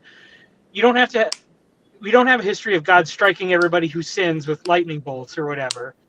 But when people stop believing that there is a God watching, they act very different. Oh, And there's one story where beginning of Samuel, the priest, I believe it's the priest's house, that says you're going to have no descendant except for one, and him just to cry his eyes out. Like that you keep someone as a witness, someone who saw this, who can testify to the terror that just occurred, so that it's not forgotten. yeah, because like when people talk about, because we have these people that want to be critical about the Bible and say like, oh, there's all this fantastical stuff and all these miracles. That's not true. That didn't happen. And it's like, if you read a story like this and you don't realize and you think that this isn't true, like, then you have a very naive view of the world. And, and because it's because of stories like this, and then you say, well, okay, then what hope do we have? And that's when you turn to the places where God rescues us, So, yeah, you really need the whole thing. And I mean, I think that's just we're slow to learn and stuff, but God's patient with us. And, unfortunately, or I don't know, I guess the more we can learn it from reading the Bible, the less hopefully we will have to learn it by living through it and experiencing it. Jacob, what do you think about the comparison that I was making with the bronze serpent? Which is also interesting because Yosef is saying there's a connection with Ahijah's robe, which is the same language used to describe Joseph's robe, the ripping apart. So the connection between the bronze serpent and this woman. Well, I mean, I think you can always make that sort of connection. Is the Bible is telling us stories so that we pay attention, and yeah, him sending pieces of her body. I mean, obviously, dismembering a corpse is not a thing to be done in Israel, right? And yeah, there's definitely an aspect of, hey, look at this. This is something that needs to be taken heed of, and you can say that about the bronze serpent. I'm just wondering, like, if you're looking for a Jesus figure in this story, it's obviously the concubine. Yeah. That's what I would say. That's if I had an idea for an image, I wanted to do images of artistic images, and basically. So this is also how I divide the body. I divide the body. I know this is a weird question, but because it says separating the joints, I think the head and the torso are one thing that is left separate. That the 12 is 3, 1, 2, 3, 4, 5, 6, and the same thing for the legs. So that each of the appendages is the 12, with the head and the body being a representation of God, like that they're disconnected from what their head is, their source. But for my artistic depiction, it would be a woman laid out in the symbol of the cross. But the body parts would be laid out like that, but in her body parts, if that makes sense. I'm all for female Jesus, and I know so is Michael. It's a Christological image. I like it. Doesn't bother me. It doesn't Yeah. bother me that. Yeah. Yeah. Okay, let's. What is Joseph saying? Yeah, doing what's right in your own eyes. And just so it can be seen. Let me shift this one. This is the bit I was saying before. The only one of you who I shall not cut off from my altar shall be spared to weep his eyes out, to grieve his heart and all his descendants. Cry your eyes out. So do you see, like, you're asking sort of the where is Jesus in this story question. Do you see Jesus as a story? As historic? As a story. There's a story there. I keep Yeah. wondering if we've even actually touched on finding it.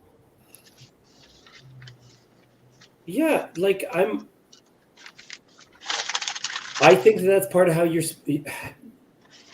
I think that the story is like one of the readings is that she's an innocent victim, that the husband's abusive, that she's just running away from that, but that somehow she is, as a result of the sins of Israel, that they're worse than the nations that they fled from. Okay, so they're worse than the nations that they fled from, and so this innocent woman is raped and torn apart. I was meaning in the New Testament as well, though, David. I meant, do you see, like, if there's a telling there of something, and if there's a way in which, you know, when you showed us that image at the beginning, how many things in the Bible connect Right.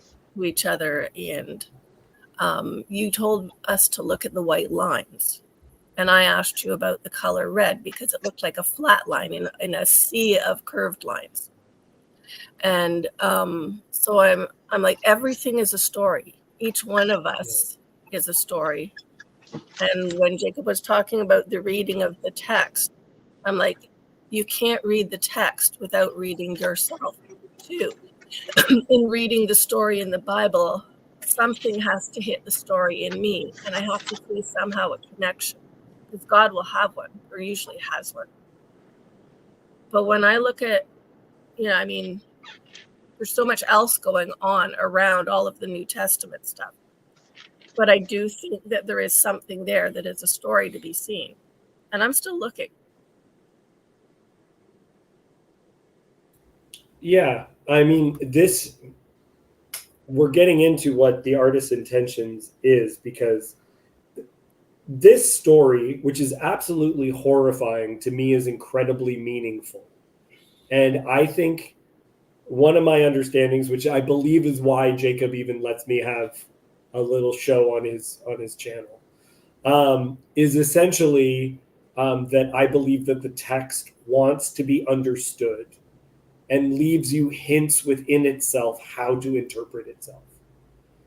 Someone early on was bringing up issues with that image that I showed, which I'm sure could be done better, and a whole bunch of other things.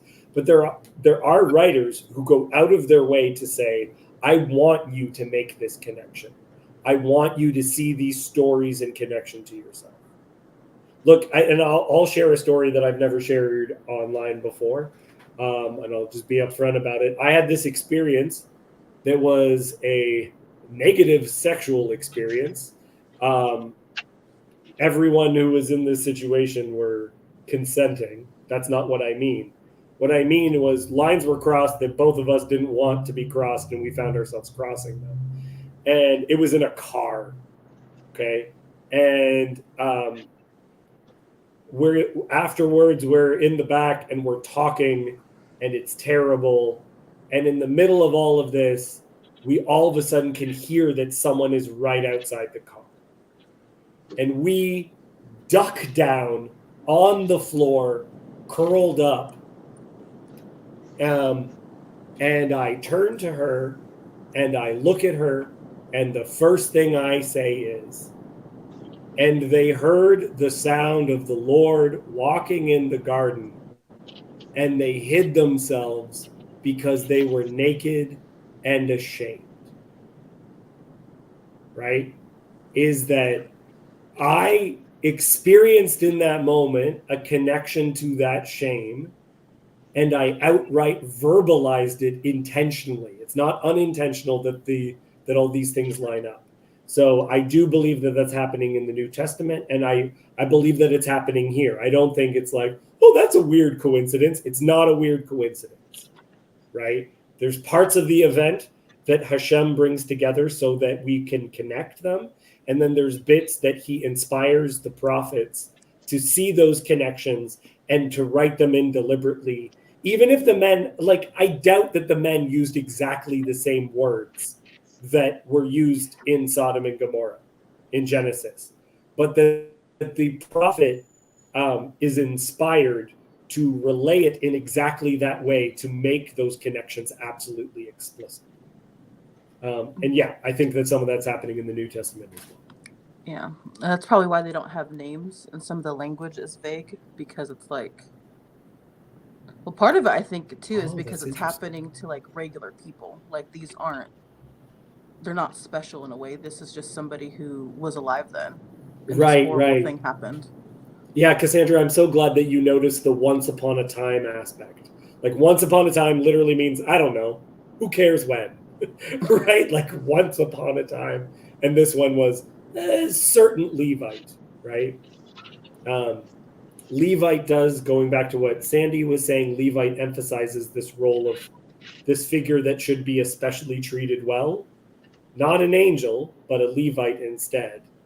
But then again, they don't know that they're angels. They don't say, bring out the angels who came to you that we may know them. It's bring out the men, right? Yeah, I don't know. I mean, I feel like there's some indication that they thought there was some unique aspect to them or whatever. But because I I'm think not there gonna was lie, they were super good looking, Michael. They were well, they were very sexy dudes. There's a Genesis 6 connection there. I think especially because you have Genesis 6 as the events, which can also include, and it's not mutually exclusive that it's just all sorts of sexual immoralities happening, but that's what brings on the flood, which is very synonymous with the whole Sodom and Gomorrah, being destroyed. And then you have the similarity between Noah and his sons and Lot and his daughters in the aftermath. And then this story's also kind of, except in this one, it's kind of interesting because, in the next chapter, the Israelites have to take it upon themselves. A little bit of a loss, Michael. That's all right. I agree mostly with what he was getting at. Yeah, well, that's funny because it did make me think about how there's furries and things like that, and sometimes it has a sexual aspect to it, where they dress up as like different beings and things. And then there's all those TV shows that include angels and demons. Right. And they'll have like really hot actors play them, and then that spurns off into like the fan fiction world where they make all of this stuff. Ooh, you have brought Yosef into the. Brought Yosef in. I also missed the last couple minutes. I don't want to interrupt. No, that's all right.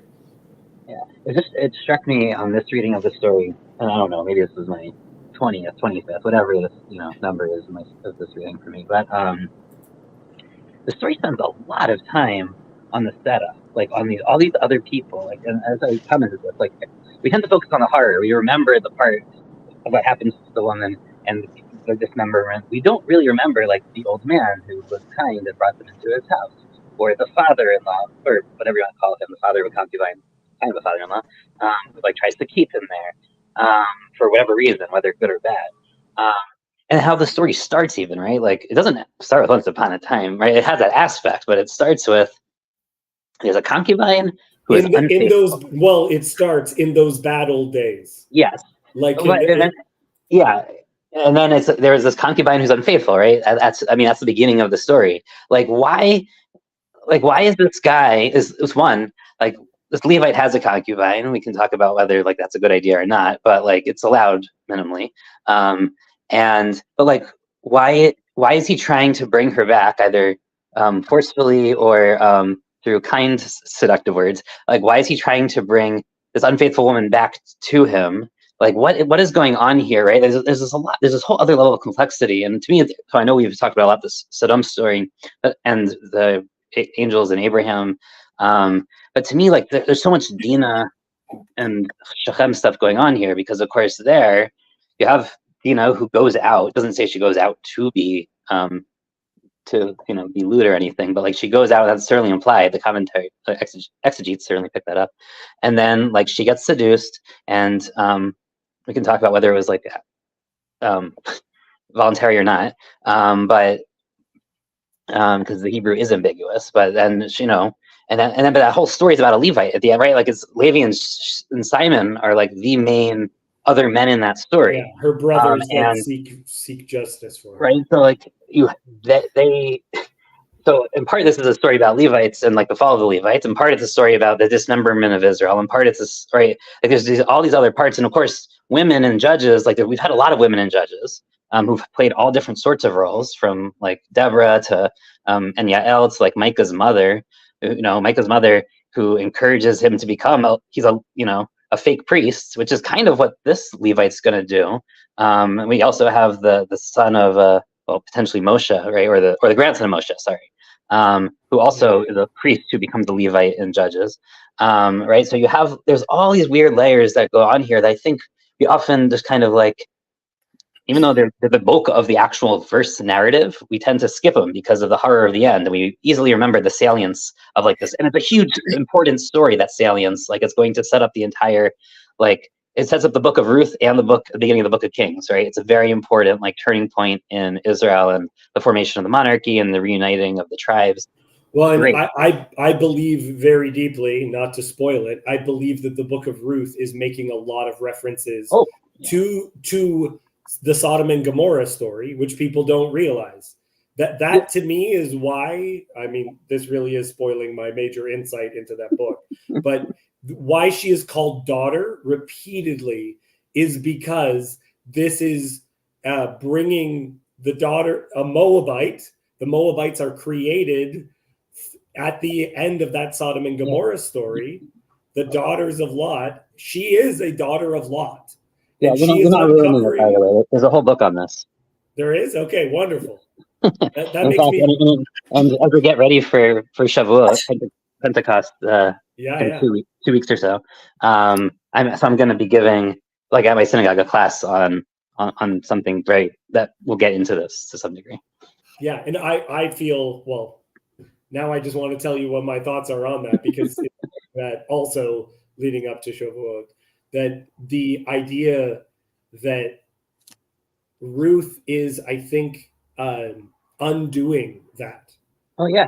And that she's coming back in, and so instead of being the one who takes, she puts herself in the position of a servant. I wouldn't say undoing totally, right? I think we would call it like a tikkun, right? So at some level, she is exemplifying the same characteristics, right? She is going to save the world in a way, and bring about the Messiah in the same way that Lot's daughter did, right? Like there is this kind of like, everyone, is dying, and we know we need to like find a new way forward, and it's going to be different than what it looked like before. But it's obviously going, like the way she finds is obviously a tikkun, like it redeems the previous story, like it fixes what happened before in a new way that like when you were talking about like people living into the biblical text, right? So I would say like there's a living into it where you redeem the previous like sins of the ancestors type thing that's happening here. It's not only that too, right? It's also there's a lot of connections with it, and the refusal of Moab to give bread and water to the Israelites when they come out of the desert, like that those words and phrasing are actually used by Boaz when he offers her bread and water at the field, right? So there's a lot of kind of like Moabite, like this redemption of Moab and bringing them into the fold that has to happen, the tikkun of Moab. But part of what I see in the specifically, like I almost read it as wisdom literature, where God purposely, it seems unintentional. It's like people are acting righteously, and as they act righteously, they don't even realize that Hashem has brought all these things together to undo and to fulfill. Like he's bringing about these things to occur even when they're unaware of it. Like she just does it because it's in submission to her mother-in-law. She's doing it there, but then in doing that action, she's undoing how her people were created in an act of taking. It's now an act of service. Yeah, I don't know that I would say submission exactly, but yeah, there's a she says I mean, to use a Kabbalistic thing, right? She is right. Okay, I'm gonna do something. Right, she's going to take the sparks of goodness that are within the previous thing, but remove the shell, the outer layers, the dross, right, and refine it. And yeah, I mean that may or may not be conscious or subconscious. Like does Ruth really know? Like she has limited knowledge clearly of Judite law and history, but she has some probably, especially if she in the Midrash, Right. Well, in the Midrash, she's a princess of Moab in the Midrash, right? So the whole other way. She's also a princess in the Midrash, where she's a descendant of Eglon. Right. That's their dad. And Orpah and Ruth are sisters in the Midrash as well. But part of the and Orpah is going to be the mother of Goliath in the Midrash. Okay. Right. So I mean, so we end up having Goliath fighting David as Orpah and Ruth. Like, there's this kind of battle to the thing that happens, which is really interesting. So the other thing, though, part of why I use the word servant is because she says, "I'm your servant," and then they name the child servant. Right? Yeah. Well, maybe. It's not. The name is not servant. So etymologically related. But it's complicated. It is not the word servant, though. Which is interesting. Maybe we can talk about it. The grammar and why potentially it's changed. But there's definitely other people who've noticed that. Okay. Well, ask a random judge's question before you disappear. Yes. Yeah. Do it. I didn't ask it. I didn't ask it because I didn't know if it mattered, but I was curious. Right in the middle of this particular passage, they mentioned that he goes looking for her. She's been there for 4 months. And they don't say that he stayed 3 nights. They say that the third night and the fourth, like the third day and the fourth day and the fifth day are the days that the father-in-law gets him to stay. And I like numbers, and Sandy, this is so good. This is this is very intentional. Great job. But it has to be intentional, because they could have said it so simply by saying, so they stayed 3 nights and then they went home. But they didn't. And so, like, my mind's going, okay, so 4 months, which 4 months did she stay? And why didn't he go during those 4 months? And does this have anything to do with who he is, or what does it have to do with? Because he eventually went to get her. Why did he need to go get her back? Why was it 4 months and not 3 months? Or, why? Can I make a suggestion? Those days. Suggest. Okay, so I might suggest there's clearly almost like a break with normal biblical patterns here. Normally we would expect like on the third day, right? Like that would, like, waking up early in the morning, like all those patterns seem to get co-opted here a little bit and undermined, where there's an excess, right? So it's like, wait an extra day, wait wait a couple months or 4 months, whatever, before you go over there. There's always this an excess with this Levite where he does something like more than he perhaps should, or he waits too long, or he does too much. And that includes, I think, especially what happens at the house, right? So like nothing actually happens to the guy's daughter. Like he doesn't send her out, and she does not get assaulted, like, right? But the Levite does this extra thing that like he didn't have, right? Like he pushes her out the door, which is where the story also breaks with the story of Sodom and Lot, where Lot is standing by the door and kind of like barricading it, and then the angels pull them in, and then like they blind the people outside. But like his daughters never get sent out, but this guy does this extra thing. He's like, whether he's trying to live into the story intentionally or not, like he keeps trying to do too much almost, and that breaks everything in a weird way.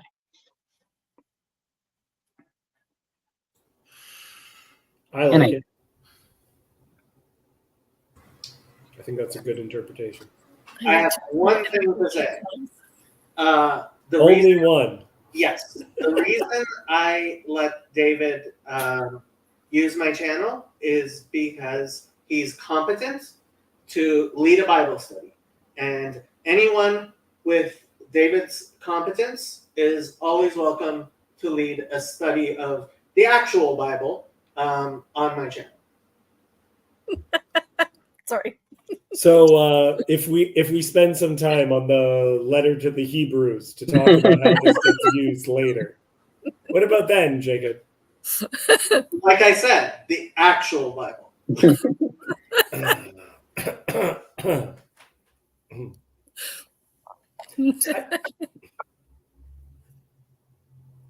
If you want to study how that theological crime scene is completely ignorant of everything in the actual Bible, you are more than welcome.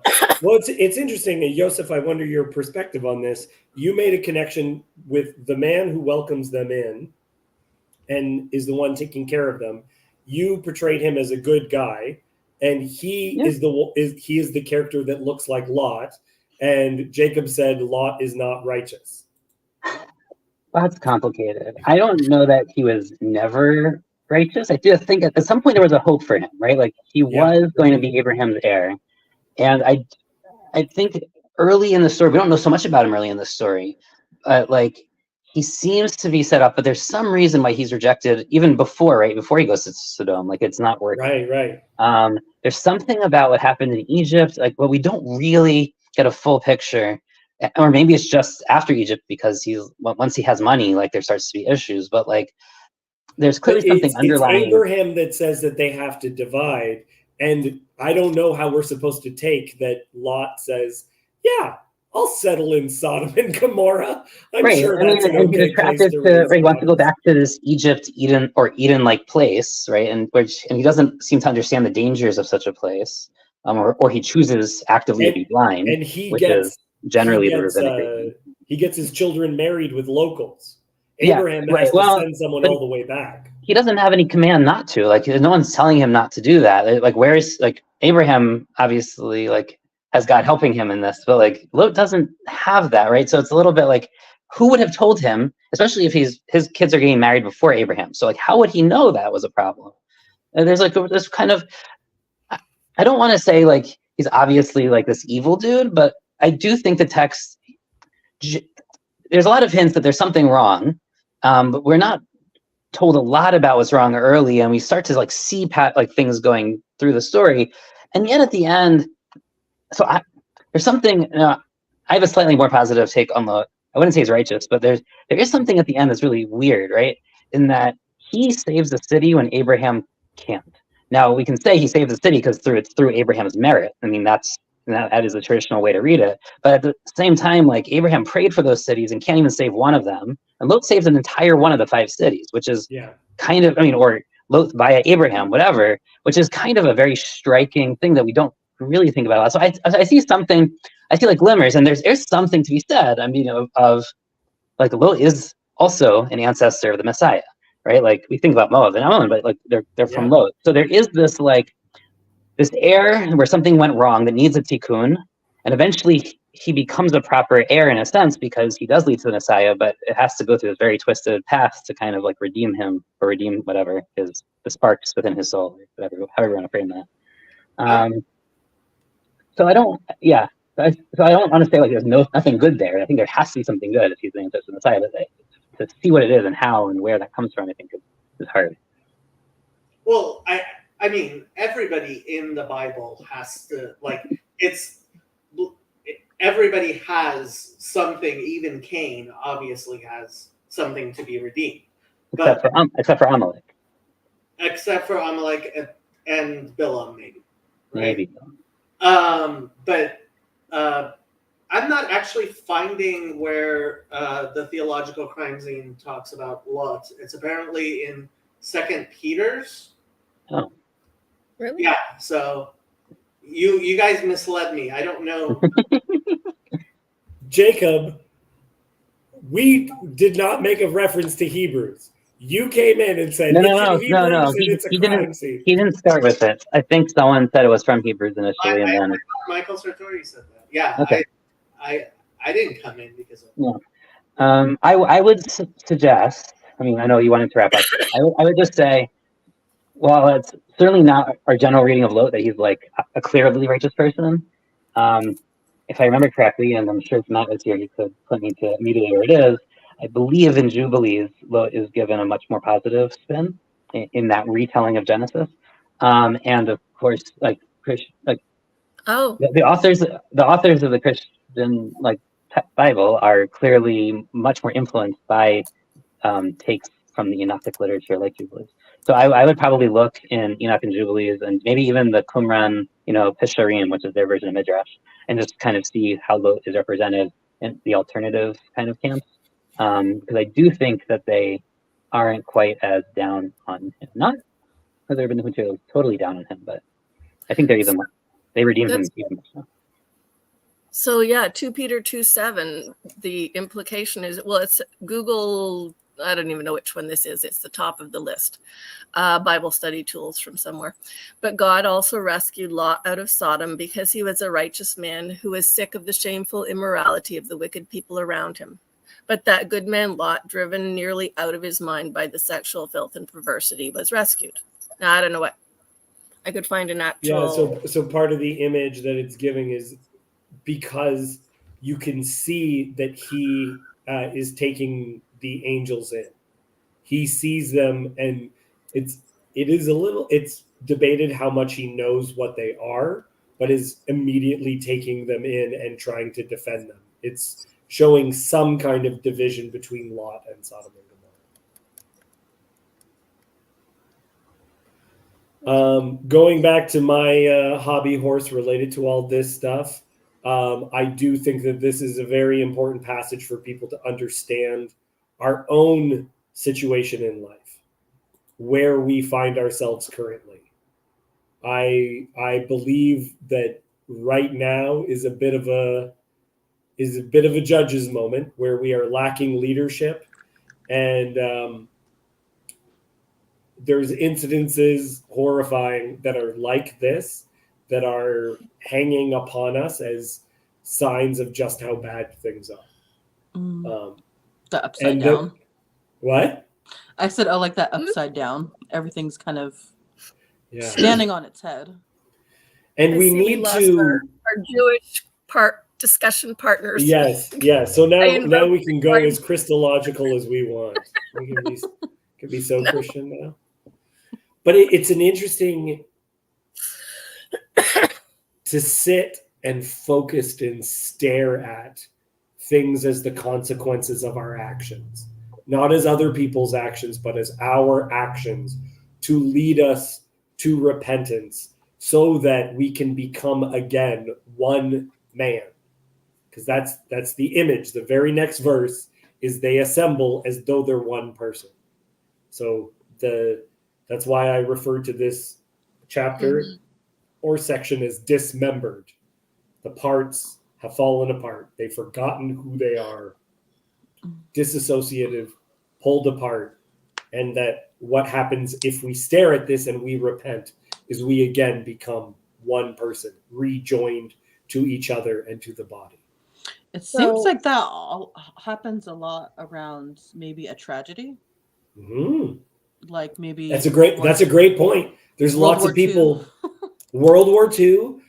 There's situations where, I was meeting with someone recently and he's dying of cancer and he's been estranged with a family member and they found out that he's dying of cancer and they're no longer estranged.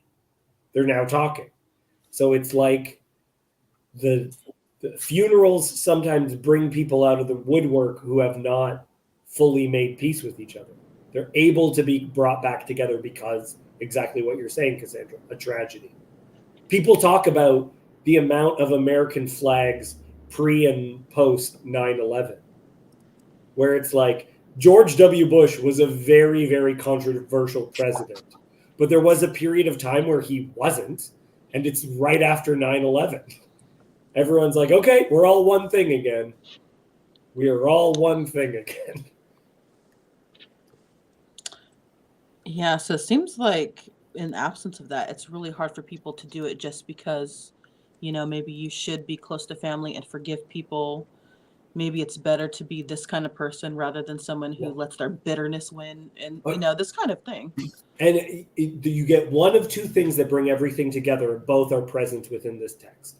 One, an episode of horror that unites us in, like, oh my God, and that brings us all together. That could be, and then we're together in repentance or whatever. Or number two is the very beginning of that, or you have a figure who brings the whole family together. So the whole family gets together because of one thing. Someone dies, or there is one family member that says, we haven't seen each other in long enough, and I am going to take it upon myself that we have a reunion, right? So you have one sibling who just says, I haven't seen you guys in a long time. We're all going to get back together. That's the king figure. That's the leader who brings everyone together. That's what I was thinking, because my great grandma's house used to be where we all went for holidays and stuff. Yeah. Easter, Thanksgiving, Christmas, and when she died, a lot of us stopped celebrating together as much, or even sometimes celebrating at all. Like my grandma, she doesn't really plan and do holidays, and so sometimes she'll just be at home and we have to kind of do things to bring her out into it. And that's part of why I think the book of 1st and 2nd Samuel repeatedly has these bad fathers as the leaders, because the image is everyone wants there to be a king that'll make us all do it ourselves. But at the end of Joshua, he says, no. Like, what you need is a good father. You need households that seek after God, not a leader that just makes everyone do it, forces them to do it. Yeah, I was thinking with this story, there seems to be a pattern of stories about bad priests, bad Levites, because Samuel's sons are not good either. Yeah. They're corrupt. And I think someone else too. This to me is also about the failure is actually their success.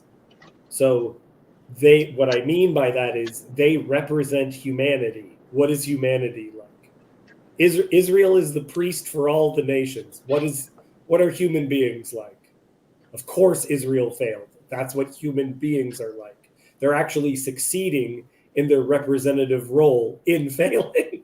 That's the great irony of the text, is like, yeah, we are all in exile. So of course Israel is living in exile, because that's what people are like.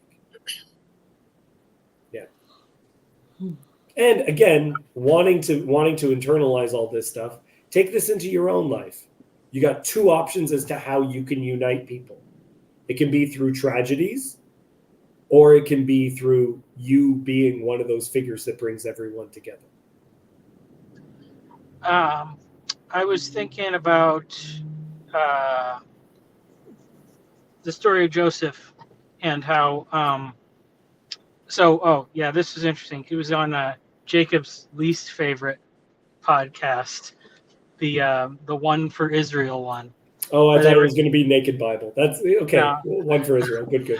Yeah, but they were talking about how, I guess the Matthew 28 sheep and the goats parable, they said, I think it was in the Dead Sea Scrolls where they found something. It's like the testament of Joseph or something like that, and it's like some extra canonical text that is written from Joseph's point of view, or some extrapolation of the story of Joseph, and he says all those things.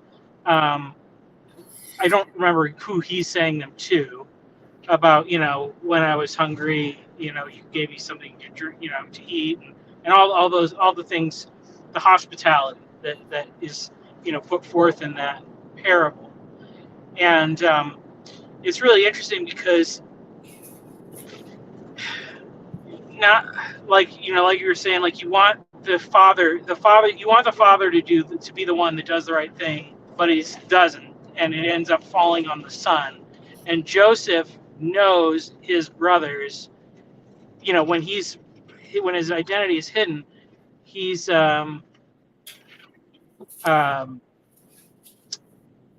he's seeing them and knowing all their sins, but he's showing them the kindness and giving them food and taking care of them and all this stuff. And the brothers are led by Judah, who because he's witnessed his own sin, he makes the statement that says, "Truly, she is more righteous than I." He's the one in front of all the brothers when Joseph is persecuting them, testing them. Judah blurts out in Hebrew that this is because of what we did. Yeah. This is our fault. I believe that's him. And then is it Reuben who says, "Did I not say not to do this to the boy?" Calls him the boy. It's so heart-wrenching.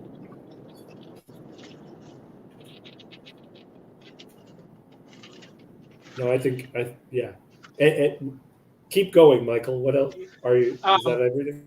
Well, I mean, just that's the thing. It's like, honestly, in a sense, it's like a concubine dies, but it's like as if she were the one to forgive those people, or to show hospitality to the people that have abused her, like, in the sense, like, that's the most like paradoxical thing. It's interesting. It's interesting because I think that you see so much of like the progression of like God kind of sets forth this ideal for what like things were supposed to be like between men and women in the garden, and that kind of gets messed up, and it just kind of gets worse and worse and worse until it ultimately kind of starts to get better. Because that was the same thing I thought about with the birth of Solomon, because Solomon's born and the prophet comes in and basically says like, God loves this child, like this is the one God chooses. And so from then on, like David was very cavalier with his wives or whatever, because he should have, like, if he was a good king, after he married Abigail, she was a great woman. He should have relied on her, but he just is like, one more in the harem. But then he ends up tethered to Bathsheba through the birth of Solomon. And so, she, takes over this queen mother role. And so it's like clearly from then on, we know that he says they had several children together. So it's like, that was finally like David having like a real marriage that he's supposed to have, but it has to be with the woman that he has this tragic thing of, and like all the constant reminders and there's no free lunch. So he gets to his child with Bathsheba becomes the king. But I wonder where Solomon learned to treat women the way Solomon treats women. I wonder where he saw that model. Yeah, well, like what you're saying, reading. What are you saying? We don't have much about how Solomon treated women, just that he treated a lot of women. I mean, he was really nice to all of them. No, well, Cassandra, I think. Okay. Sorry, Michael. 1 second, Cassandra. What were you about to say? Oh, I just remember what you were saying earlier about reading the story into our times and stuff. It's crazy how much discourse I hear now about like how important fathers are in lives. Now, mostly they emphasize it like in a girl's life, because if she doesn't have a present father, she'll be a stripper, OnlyFans girl, that. But it's also every man that's in prison. Every man, more than black and white, like more than race, are united by the fact that none of them had good fathers. Yeah, so Yeah, and then the kings, Israel wanted the kings, but yeah, they weren't Yeah. up to raising a family. Yeah, and guess what I have to do right now? I can't wait for good leadership. I can't wait for there to be a good prime minister. I'm in Canada, remember, or good world leaders. I have to just do it for the sake of my family, right? I just have to do that and not wait for someone else to do it first.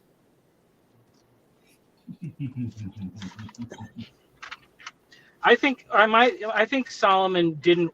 Solomon knew, and the way he speaks to his son in the Book of Proverbs, and the Song of Solomon, I think he knew that monogamy was an ideal, but it was not the path of wisdom for a monarch in his position.